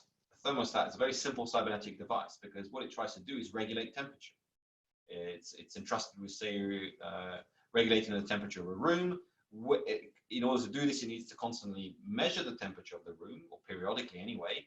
And when it sees that the temperature is falling, therefore the room is not at the temperature it needs to be, it will instruct the boiler to switch on to heat the room until the temperature reaches the desired temperature, at which point the boiler switches off. Of course, the analogy with biological bodies is immediate. I mean, we of course have internal thermostats. Our bodies are we are able to survive because our body temperature is continuously maintained between certain levels. We have a very low tolerance to it. We can't move very far from 37 degrees either way, centigrade, without feeling very unwell. There's a whole balance of chemicals and hormones in our body that are constantly have to be adjusted by our organism in order to survive. And of course, there's a military parallel. The guided missile is a cybernetic system, or servo mechanism, is another way of labeling it. A guided missile is trying to aim for a particular position, a target that you've designated for it. So in order to do this, it needs to have some way of recording whether it's still on target. And if it isn't, it needs to make an adjustment to it. It might be on a basis of some a positional mechanism or an alignment with a target. But either way, information flows continuously from the environment into the system so that the system can adjust its behavior. Now, as I've said, information, and we'll really unpack this in the next couple of weeks, is conceptualized under cybernetics and under information theory as being related to entropy. And that relation actually exists at a mathematical level and then is theorized at an ontological level. And the extent to which that leap is legitimate or not is an interesting question. But certainly under the cybernetic worldview, information is the remedy to disorder. It provides, information is effectively an ordering process. It helps to maintain order against the forces of disorder by continually adjusting to the environment. The key technology, of course, here is the computer, which is an information processing device and serves correspondingly as an ideal control mechanism. Additional branching of the computer is very adaptable to serving as a cybernetic system. And what this means in military terms is that the military increasingly undergoes processes of computerization and automation, particularly given under the impetus of the threat of nuclear war and dwindling reaction time. So, the US and Soviet Union become increasingly concerned that they might be attacked out of the blue, and they need automation to detect an attack, to respond to an attack in a short order, all of this in order to deter an attack in the first place. So we see this is really the period where command gives way to command and control. Very large command and control architectures are developed to coordinate and command troops across the world. I mean, nuclear war becomes the model for it. This is where it's developed, but then it becomes the general mode of military operability. Information and telecommunication technologies proliferate in order to realize this vision of command and control. Monitoring systems which are continually able to adapt to situation. This tends to lead actually to quite a high degree of centralization, whereby the entire kind of military apparatus is brought under what was, for example, called the worldwide military command and control systems. And one of the consequences of this mode of cybernetic warfare, certainly as it develops in the US, is tends to promote the idea that if you deploy sufficient information and communication technologies, if you link them up together, you're going to deliver some form of informational omniscience, that you're basically going to be able to gather all the necessary data that you need, that you're going to remove uncertainty and friction from the battlefield, that you will build like a frictionless war machine. And this vision, of course, all kind of comes to a head and in quite a spectacular failure in the context of Vietnam, where a vastly inferior opponent on technological, material, economic terms, the Vietnamese, North Vietnamese army were no contest on paper with the US military, and yet the cybernetic systems were unable to deliver a swift victory. And in fact, the obsession with statistical evaluations, with the collection of information, often meant that the Americans couldn't understand the political realities of the conflict and of the North Vietnamese mindset. the structures of command and control were also in many instances found to be overwhelmed by information overload and bottlenecks. So that in fact information could in itself generate its own uncertainty and unpredictability. So it was quite a chastening event for the cybernetic worldview, and we'll talk about this in the fourth session in greater detail. But the failure of cybernetic warfare, in a sense, led the ground for the kind of next phase in the informational episteme, because at the scientific discoveries that were the scientific paradigm had kind of advanced and led to a series of scientific discoveries that built on the kind of ideas that were advanced by cybernetics, but also would in many ways challenge some of the previous scientific certainties. So there's a whole disparate range of inquiries in the 1960s and 70s. Study of meteorology is a big part of it, of earthquake phenomena, of fluid dynamics. All of these lead to a set of kind of coalesce into fields that come to be known as chaos theory and complexity science, which highlights nonlinear relations, runaway processes of change, emergent behavior, bottom-up self-organization. So, cybernetics was very much concerned with what became known as homeostasis, with stability. The feedback was negative because it was there to stabilize systems, to find an equilibrium. Whereas chaos and complexity is more interested in positive feedback, runaway processes. For cybernetics, runaway processes is precisely what you didn't want. It's what destroyed systems. But what chaos and complexity uncovered is that runaway processes could be profoundly ordered. They could be generative and creative. They were the ways through which new systems, new behaviors came about.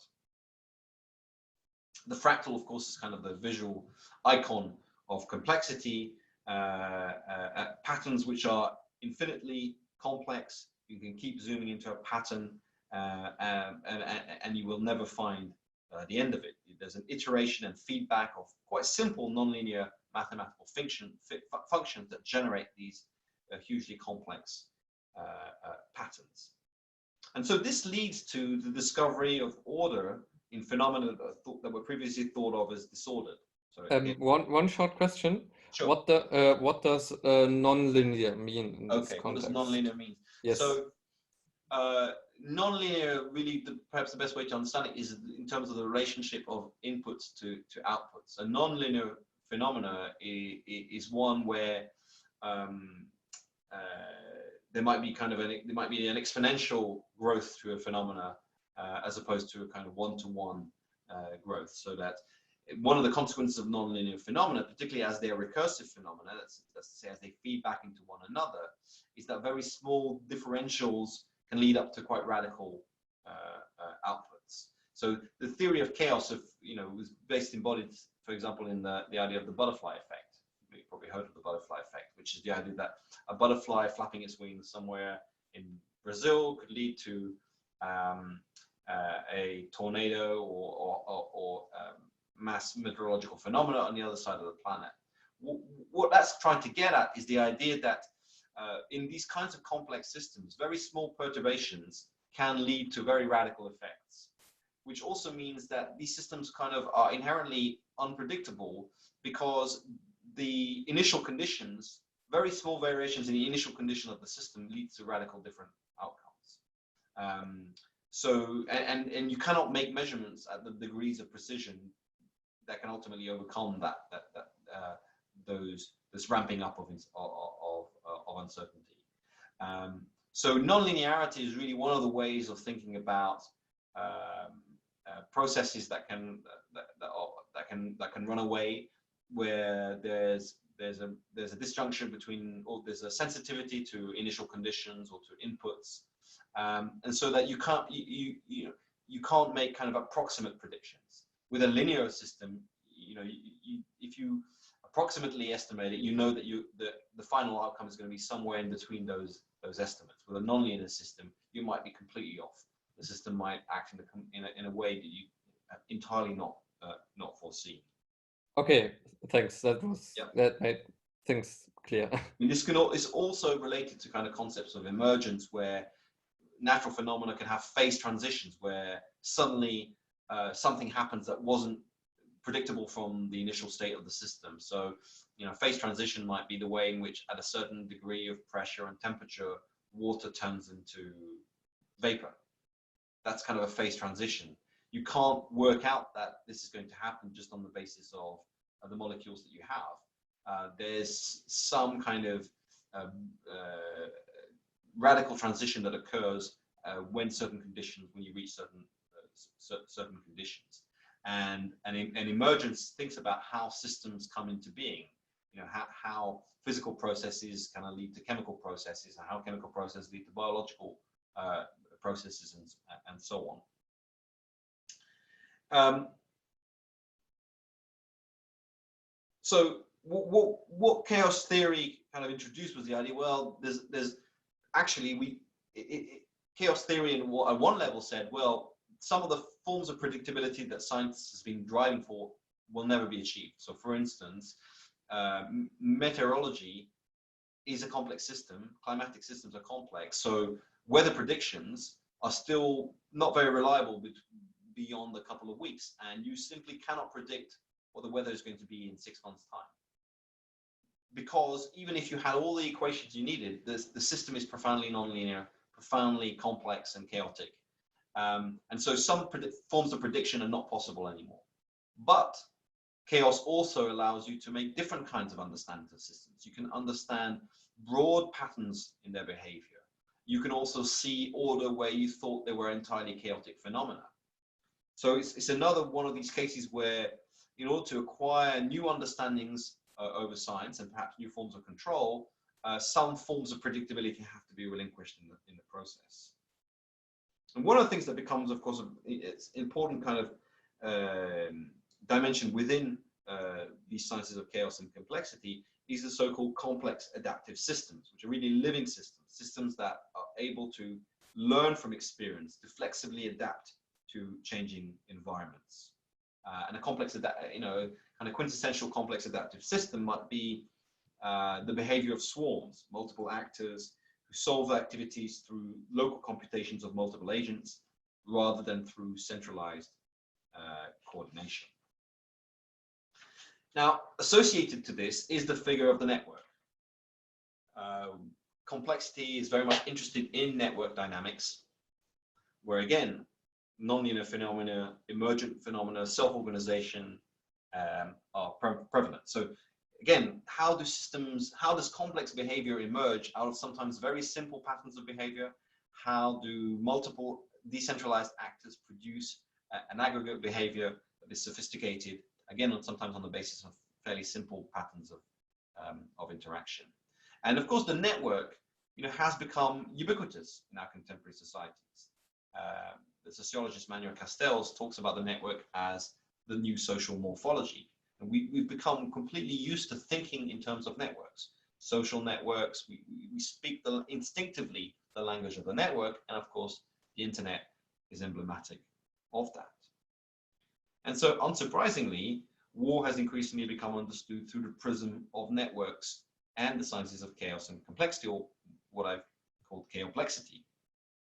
So what we'll talk about in the second part of the course is the emergence in the 1990s of so-called network-centric warfare, where very explicitly the inspiration for it is chaos and complexity. So it's a new regime of information, if you want, where it's building on the informational conceptions of the Second World War, but rather than push towards very large centralized command and control structures, it starts to emphasize the value of decentralization.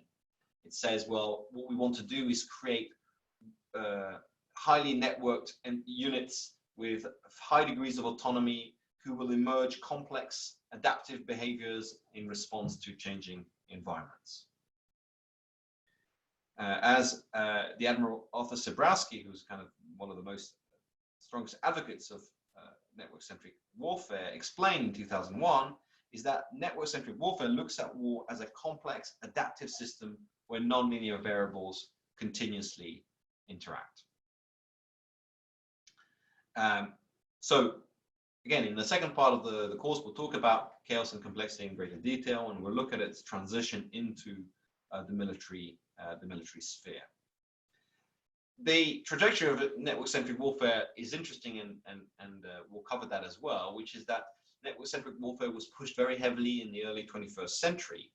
But the debacle of Iraq and Afghanistan and the shift towards counterinsurgency led in the kind of internal bureaucratic battles within the US military and government to an abandoning of the term under the idea that network-centric warfare had failed.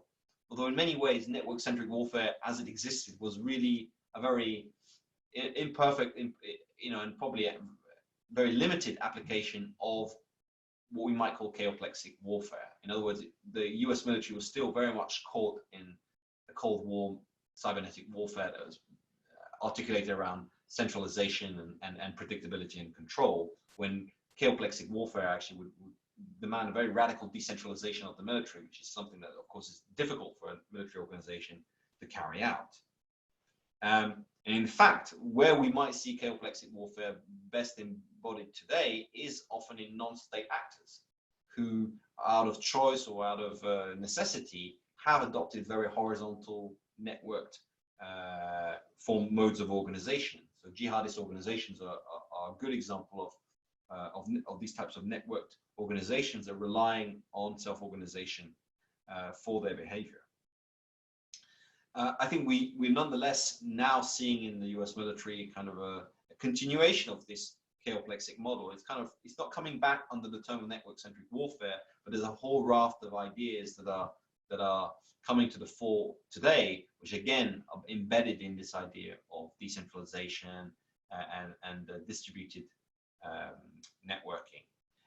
Particularly the idea of swarming that was already developed in the 1990s is one that's become prevalent again, particularly in the age of autonomous drones. The idea now that we fly lots of hundreds, maybe thousands of small autonomous robotics that could be networked with one another, that could effectively perform kind of swarming in the way in which we see in the natural world, where you see these flocks of birds, which are very beautiful to look at, and whose behavior has been analyzed by complexity scientists in accordance with the general principles of chaos and complexity. So I think swarming refers here to, in the military context, to tactics of dispersal and coordinated pulsing on the battlefield, where you disperse troops and then they pulse against a target and they redisperse. They harness the collective intelligence of their constituents in a manner perhaps of ants or other social insects. Other approaches that we'll talk about are, such as so-called cloud warfare and mosaic warfare, ideas that are being pushed quite strongly today within the US military, which again are further or the latest advances in this informational regime. So here I just wanted to briefly kind of give you a kind of big historical overview. We won't go back too much to mechanistic warfare. Thermodynamics will just broach it from now on as a kind of stepping stone into the informational regime, but we have the opportunity to talk about cybernetic warfare and chaoplexic warfare over the rest of the course.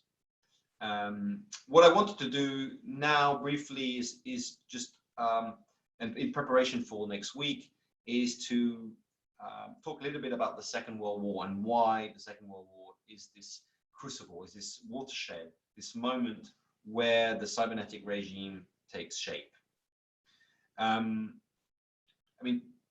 Pickering has this very interesting piece, which I've highlighted for you, where he identifies the Second World War as the hybridization of, as marking both the hybridization of science and the military and the birth of the cyborg objects and sciences. So on the one hand, he explains how over the course of the Second World War, science was transformed and the military was transformed as those fields were brought into close connection through the sustained war effort.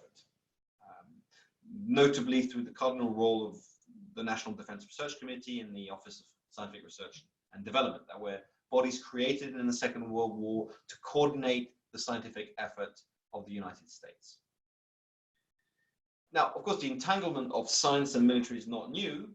I've already, I think, made clear to you that there are certainly precedents to it.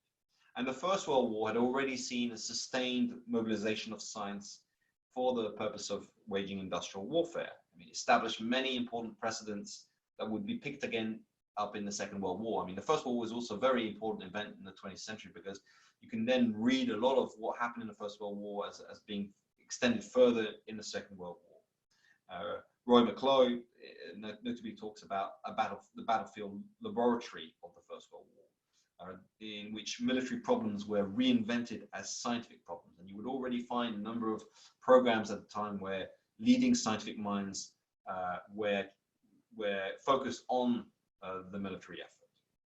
But all that being said, there is nothing really prior to the Second World War on the scale and intensity that can be observed there, with a concerted marshalling of fundamental research. I mean, the nuclear bomb, of course, is perhaps the best example. The Manhattan Project is perhaps the birth of big science, of vast government-funded programs, and delivered, of course, not a war-winning weapon, at least a radical revolutionary weapon. But one would also have to evoke the role of radar. And radar was a very important technology that the Allies had a very clear advantage over the Axis throughout the Second World War, and was again the result of a sustained concerted scientific effort directed by the American and British states. Another very important, another reason why the Second World War is very significant is that what had happened after the First World War was demobilization. So an industrial war machine was constructed, and science and technology played a major role within it in the First World War. But after the First World War, actually most of it was demobilized. People went back to the civilian life. The institutions or the arrangements that had been set up kind of were just stripped back. There was a belief that this was the last of these major wars and there wouldn't be a need for that anymore. This is not what happens after the Second World War. Really what we have is an institutionalization of the bind between science and war. The Second World War moves very quickly into the Cold War, and there's no question at any point that what has been assembled in the context of the Second World War is going to be done away with.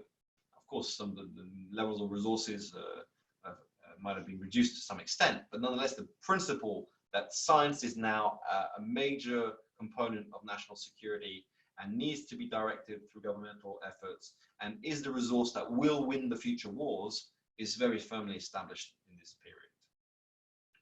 So hence is the importance of understanding what happened in the Second World War.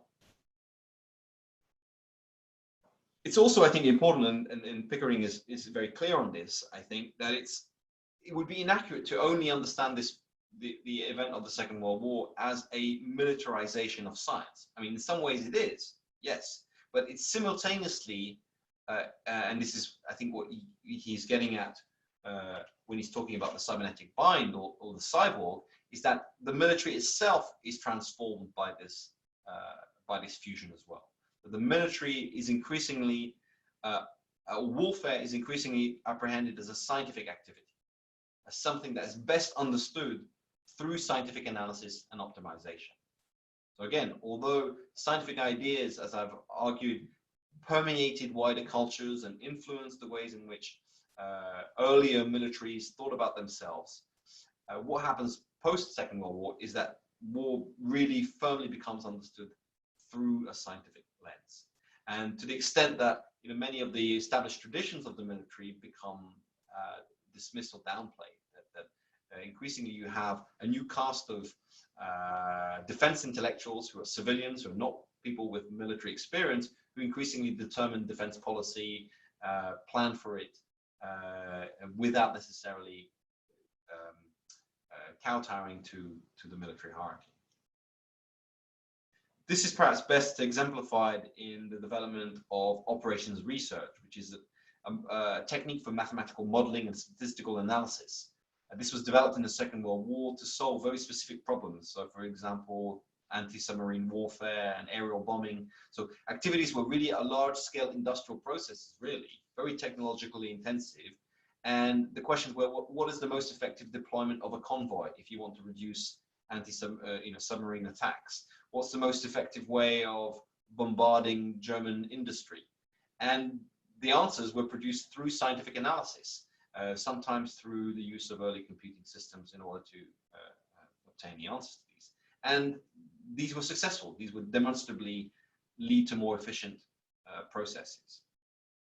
And crucially, they treated war as complex assemblages of human and machines to be rationally optimized.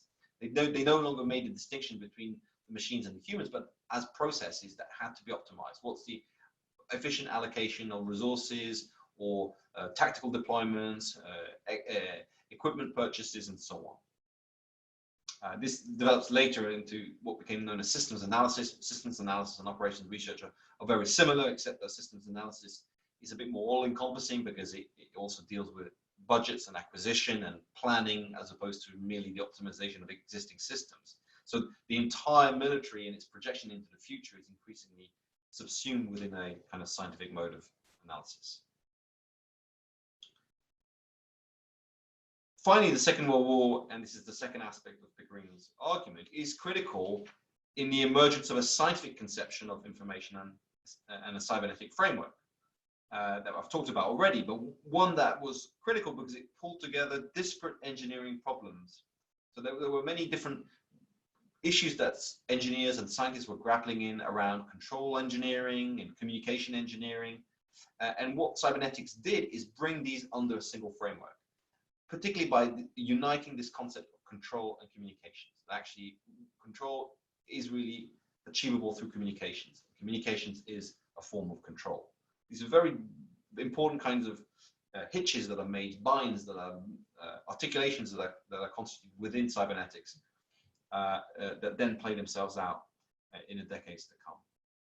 And cybernetics will prove itself at its inception, very successful in making its claim for application to a whole range of fields. So in the aftermath of the Second World War, we see cybernetics applied to biology, to neuroscience, to psychology, to anthropology, sociology, political science, management. It was presented as a kind of new universal science. And perhaps in the end, it was a victim of its own success, which is to say, the more it was widely applied, the more kind of imprecise and kind of impressionistic it appeared until it fell out of favor quite dramatically. We will also, I think it's important to highlight four key figures here in this story. Four men who were all involved in war work during this period, and who all play an important role in this story.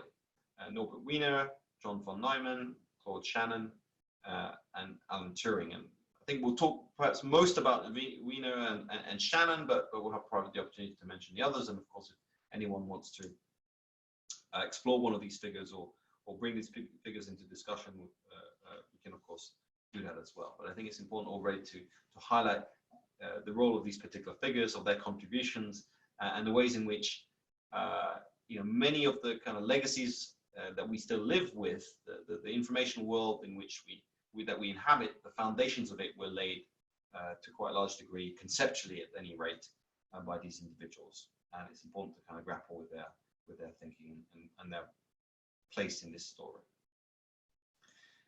Finally, and then I think we'll have the opportunity to have a brief discussion, I wanted to return to what I think perhaps are the kind of ultimate stakes of all this, which is the status of the human in a martial order in which life is increasingly understood in terms of information processing and exchange.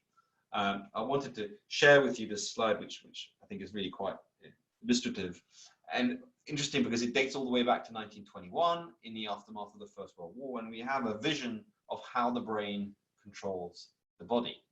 And this fantastic image of the wonderful signal system that is our brain, which is composed of all these telegraph and telephone poles that are all managed and operated by basically signals units, the members of the military who are responsible for the transmission of communications.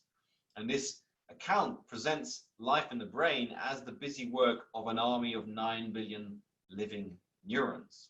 And that working as an efficient army, the life in the brain masters the body, and through the body, the world. It's not clear then that what exactly the status of kind of any classical humanist subject is when we reduce it to this idea of a kind of militarized telecommunication system. But I think this is kind of prefigures already in 1921, you know, some of the conceptions that we have to grapple with after the Second World War, which is increasingly a vision of the human that is understood as informational processes, perhaps through militarized metaphors of command and control, and where in the world in which we now find ourselves, in the increasingly intimate intertwining with our machines that we experience, the question increasingly prevalent is what sense to give to agency. Where is the locus of agency in complex socio-technical assemblages? It surely appears increasingly as vastly distributed, and of course that's what cybernetics would tell us, because it's cybernetic entities are built out of information flows with the environment, with different components within them, within the wider systems in which they find themselves. And this in turn, of course, raises questions. I mean, I think war is one of the sites where this integration with our machines is proceeding at the fastest pace, and raises questions for status of humans or post-humans, depending how we want to frame it, but also for war itself. Is war still, in this sense, a clash of wills, as I introduced at the outset, or is war increasingly one of technological systems in which we might be mere appendages? Okay, so I'll stop here and maybe give you the chance to express any thoughts you might have, or questions, or anything.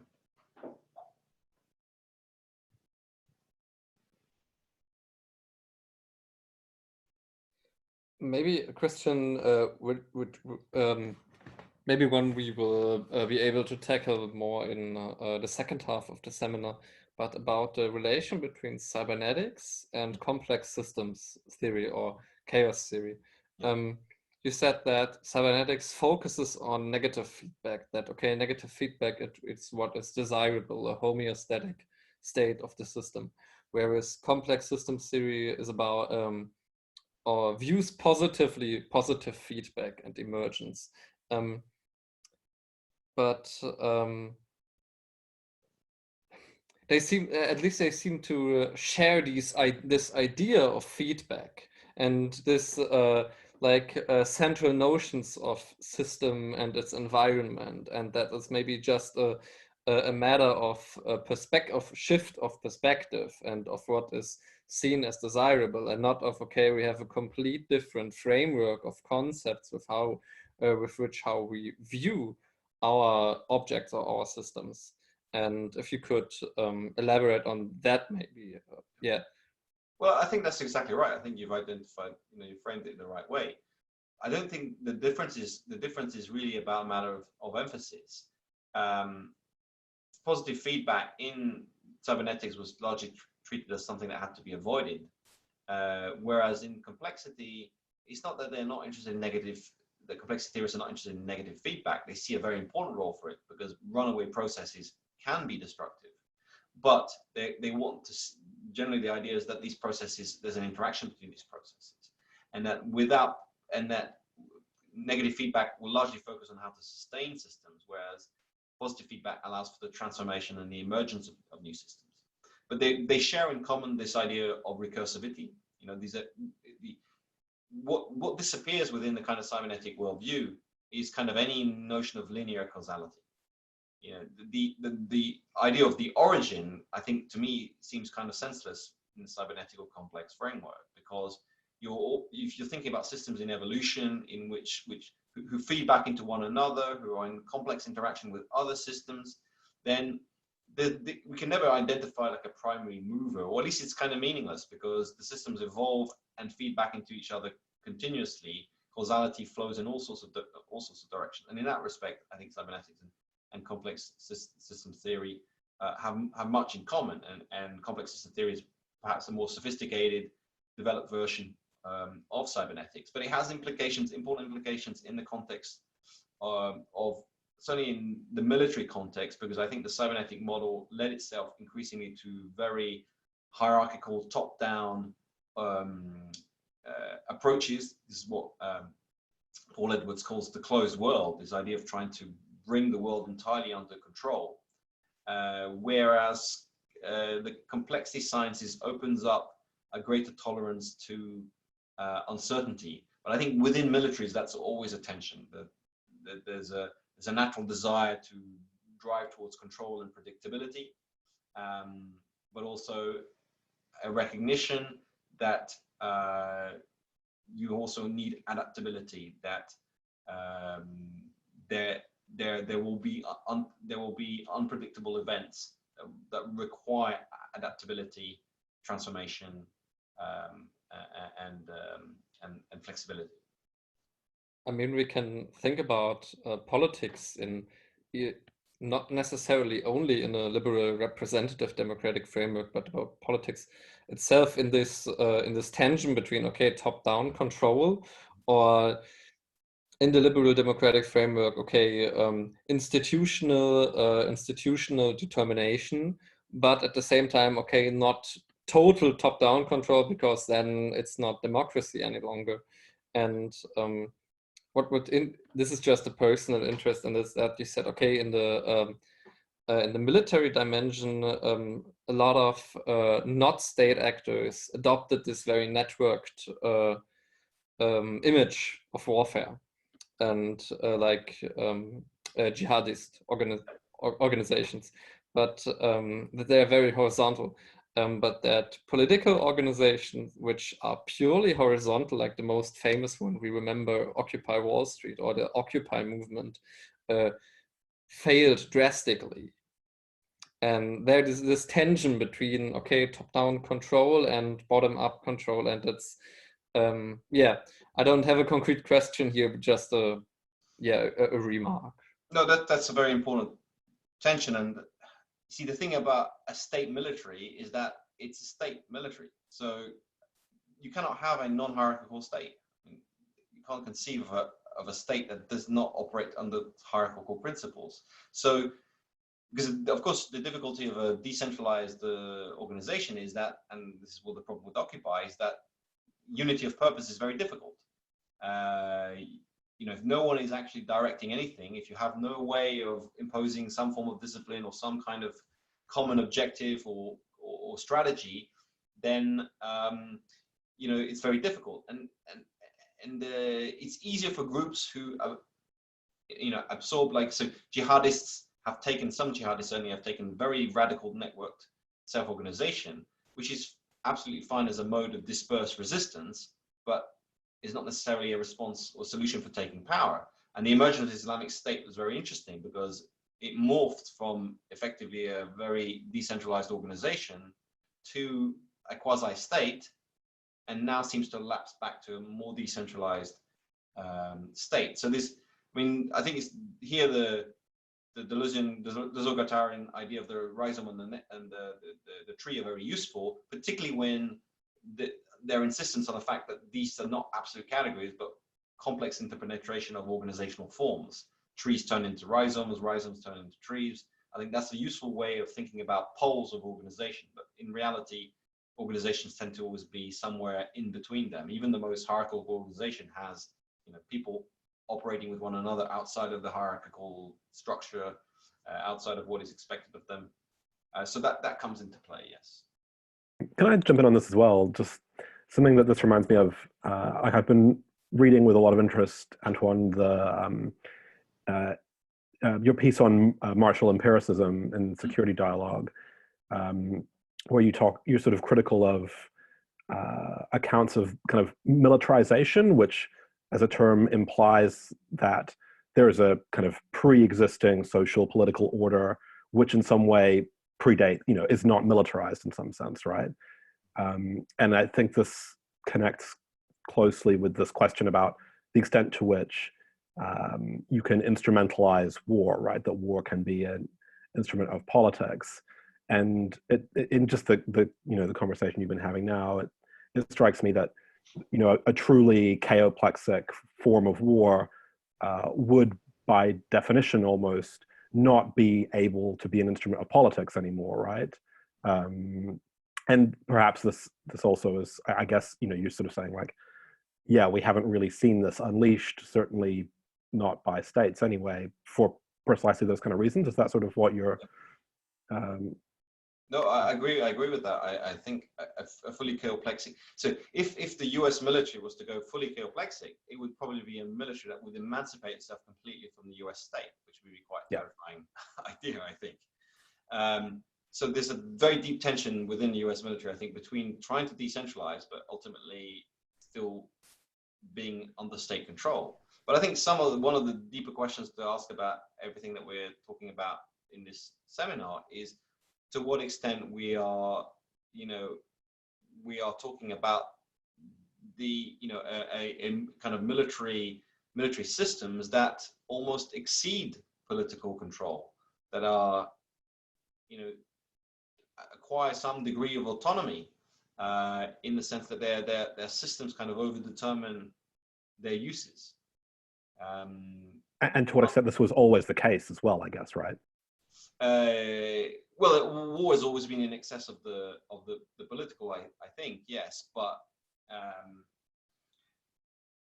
there's a kind of, if we follow Virilio and think war is becoming logistics, there's a point at which war kind of, I mean, certainly in the context of nuclear deterrence, becomes severed from politics. It becomes something in its own right, particularly when you're thinking about war machines embedded into one another, as the Soviet and American ones were during the Cold War, and arguably still are today.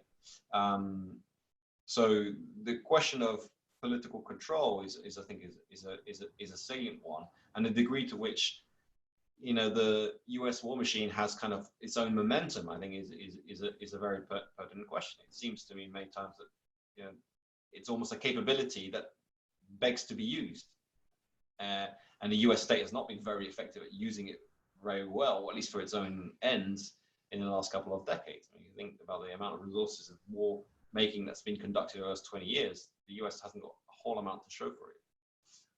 And yet it goes on.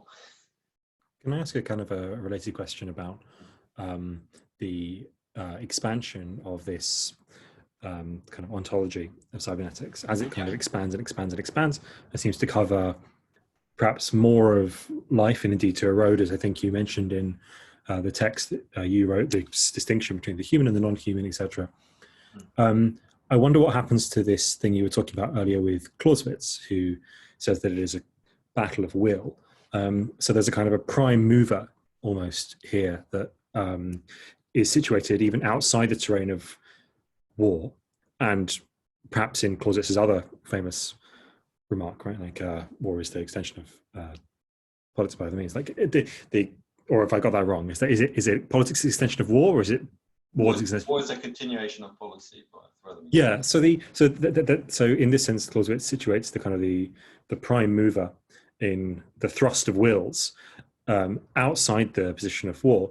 Yeah. But given the kind of generality of the ontology that is presented under cybernetics, or the kind of generality of the ontology that's presented under chaos theory, how would we go about finding the prime mover that situates itself outside of the field of war in, say, chaoplexic war, given that everything that is kind of posited as being outside of it seems to immediately fall into it on its kind of ontological grounds of the lack of a separation? Yeah. Well, I think that's a very pertinent question. I mean, Clausewitz is really interesting because although he has, when he tries to grapple with the conceptualization of war, and it's quite clear in the first book of On War, he establishes war as an extension of politics. Let's say that political goals are what are the motives for war starting. But then he explores the notion of war as a kind of abstract logical concept, and he argues, well, if we're thinking about war totally abstractly, really all it is a form of action-reaction where the logic would dictate that there's an escalation until one side destroys the other, until everything is thrown in. And then he moves on to say, well, this can't really happen because war doesn't escalate immediately. There's time for political assessment. There's a place for politics to play a role inside war, and that leads to war termination generally short of destruction, because at some point it's not rational for both sides to keep fighting. But what he thought was purely a logical kind of abstract conception of war is not, it seems to me, an impossible realization today. Nuclear war, full-blown nuclear war would be war where there'd be very little room for politics once the missiles are flying. And the growth of automation and of dissolution of agency also, I think, raises the prospect of forms of war where the action-reaction dynamics at the heart of it would outstrip the decision cycles in which politics could be taken, and would have its own momentum. So that's perhaps the beginning of a question, of an answer to what you're probing. But I think you're right. You're identifying, I think, one of the issues that we have to grapple with, and one of the concerns we can have, that the kind of colonization of cybernetics or chaoplexity beyond even the realm of war makes it very difficult to distinguish what is war from non-war. And we see this in another way through the kinds of, so what the West talks about as in terms of hybrid warfare, the idea that everything the Russians are doing is basically a form of war being waged at the West without the West even realizing. And whether it is or it isn't, the fact that we are thinking in those terms is itself also, I think, revealing, and again, creates a kind of uncertainty and indecision, indetermination between states of war and peace. So, yeah. I have another question, but if someone else wants to ask the question first, that would be better. Okay, so the way you characterize the problems, in some sense, that the US military were having in Vietnam seemed then that there were both these information bottlenecks, and also they had a kind of huge preference for their own information collecting regimes, which prevented them or obfuscated in some way the political structure in Vietnam. But then you said the kind of the subjective will, or the kind of the mental state of the North Vietnamese army. I was wondering what becomes of this, not in this kind of ontological way that I was positing before, but what becomes of this kind of fragmentation of or the separation out of the subjective element of war from this kind of objective fact collection, et cetera, et cetera. So that when the kind of military operation tends towards a kind of obsession with its own data collection as a kind of mark of objectivity, it dismantles and fails to kind of properly encapsulate the subjective dimension of motivation for fighting, such that the US military is a kind of perfectly objective system, but the Vietnamese in this case are kind of like a mixture or something like this. But it seems to me that this is linked to what you were saying a moment ago about escalation, in that escalation is not immediate. But it seems that at least in one case of a kind of fighting, escalation has been really very immediate, which is the case of the conflict between Salafist jihadism and the American and indeed latterly European militaries. And I was wondering if there's a case to be made here that there is something in Salafist jihadism or in terrorist networks or something like this that is in some sense like uniquely and irreducibly subjective. And this is the reason why it kind of falls out of the objective accounting.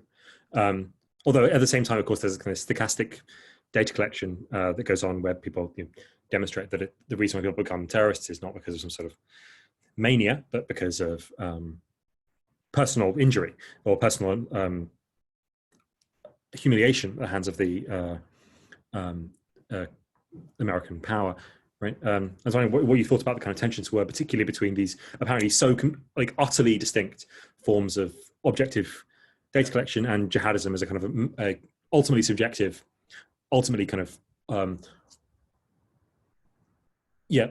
No, I know what you're getting at. I mean, yes, I suppose it's so the way in which the Western militaries and Western societies, by and large, think about warfare today is almost entirely in an instrumental mode, which is saying we wage war in order to achieve a particular end goal. Now, as I said, there's maybe a question about whether the means start to dictate the goals at some point or another, but nonetheless, everything is rationalized in terms of violence is something regrettable that we have to do in order to achieve particular objectives. And the means have to be related to these goals. What I think we find in all the traditions, including the West, but and I think today still in, for example, Salafi jihadism, is a propensity towards kinds of expressive forms of violence, which are not guided primarily by instrumental design, but by some kind of normative commitment, by demonstrative acts of violence. I mean, suicide terrorism is the best example of that. I don't think you can really understand suicide terrorism through a kind of means and rational kind of calculus. People who make those kinds of commitments do so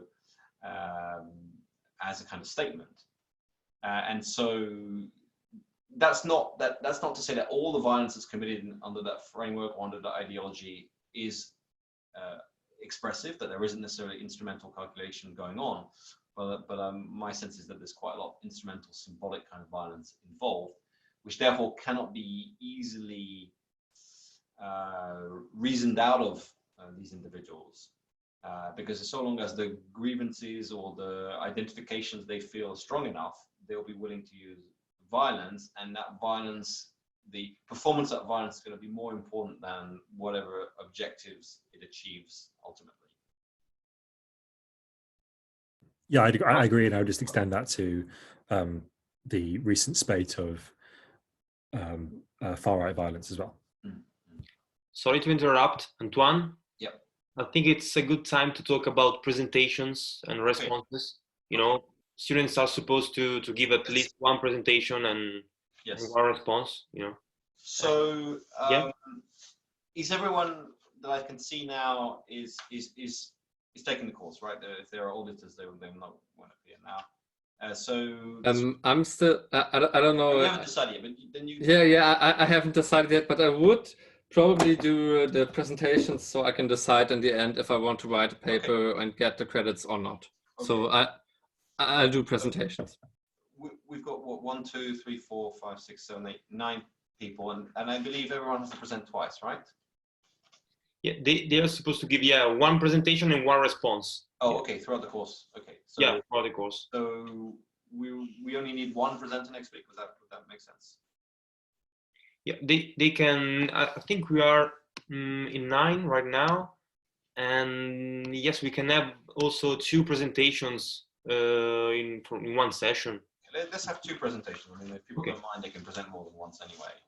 Me either. I haven't decided yet. I may be just out in this course. Okay. Well, fine. Let's just have 2 presenters next week, and so I guess the way we'll go is we'll work with the readings. So the first being the Paul Edwards text, and the second one being the William Asprey. Does anyone want to volunteer to do either of those? Sorry, are those the texts you've already read? No, this week we had Martin van Krefel, Andy Pickett. Yeah, sorry, I can't remember the names. Sorry, yes. Yes, sorry. No, for next week, the session for next week's session. So we have one piece that's concerned with why build computers, and the second one, which is on the scientific conceptualization of information. I'm up for doing the scientific conceptualization.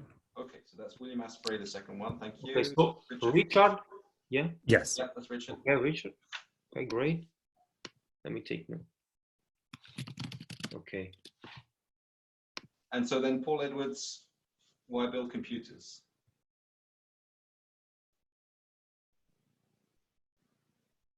Anyone want to be a hero?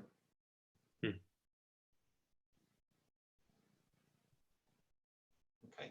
Well, if so, I think we can. Richard, do you mind? Maybe do you want to look at both, or what would you rather do? Sure, I can do both. It's fine. Yeah. Yeah. Okay. Awesome.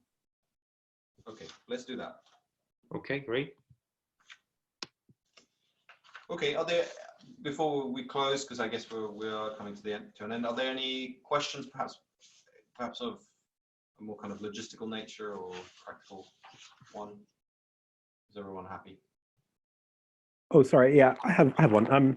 Is there any kind of mechanism through which we can kind of share resources among the class, like kind of coordinate as students with each other? Like, what's the best way of doing that? Yep. Maybe a Facebook group chat. Like, I think so far we have set every time one up. I can speak with Mu for setting up a group chat. Yeah, that would be really cool. Like, certainly I've got Yeah. tons of stuff I can. Yeah, that would be great.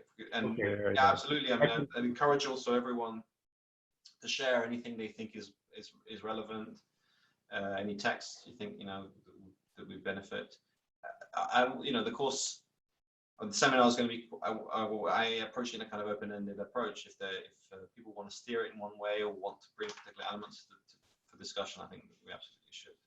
Oh, that reminds me of something else too, which is, do we have any sense of what's happening in the second half and what the dates for that are going to be? So I think you came in a little bit later, right? Is that right? Oh no, I was here. I just wasn't Okay. I wasn't able to interact for a little while, and then somebody like flicked us. Just to restate what I said, in terms of the content will take us in the second part of the seminar from the post-Vietnam War period to present day. So from debates on the revolution in military affairs to network-centric warfare to the latest developments. So that will be the content. In terms of the timing for this, I mean, as I said earlier on, I'm thinking either May or June, if that works for everyone. But maybe that's something we can discuss in the Facebook group and get people to do. I can talk to Mu. Yeah, that would be great. Okay. Does anyone want to give a response to Richard's presentation for next week? I can do that if that would help. Okay, Yeah. great. Thanks, Kim. Thank you. Yeah, that's fine.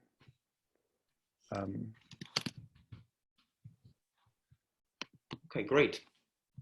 All right, fantastic. All right. Do you want to say something, Antoine? Yeah. No, I think we've covered a lot of ground today already, and had a lot of things to go over because I wanted to give you an overview of what we might be discussing. And next week we'll get into more into the kind of detail of things. There'll be, as I say, do the core readings, but if you have the time to dip into the other ones as well, may help. You may also want to read around a little bit, depending on how. Because what I didn't ascertain is necessarily all your respective degrees of familiarity with these ideas. Because if you're depending on how acquainted you are with cybernetics or with information theory, this will be more or less new to you. If it is new, then you may want to read around a little bit, do a bit of internet search. If there are aspects of the theory that you're struggling with, but I think the texts are sufficiently kind of accessible to get you into what we need to talk about. Okay, great. So see you next week then. See you all next week. Okay, thank you. Bye. Thanks so much. Bye. Thank you very much, Antoine. Thank you. Thanks. Bye-bye.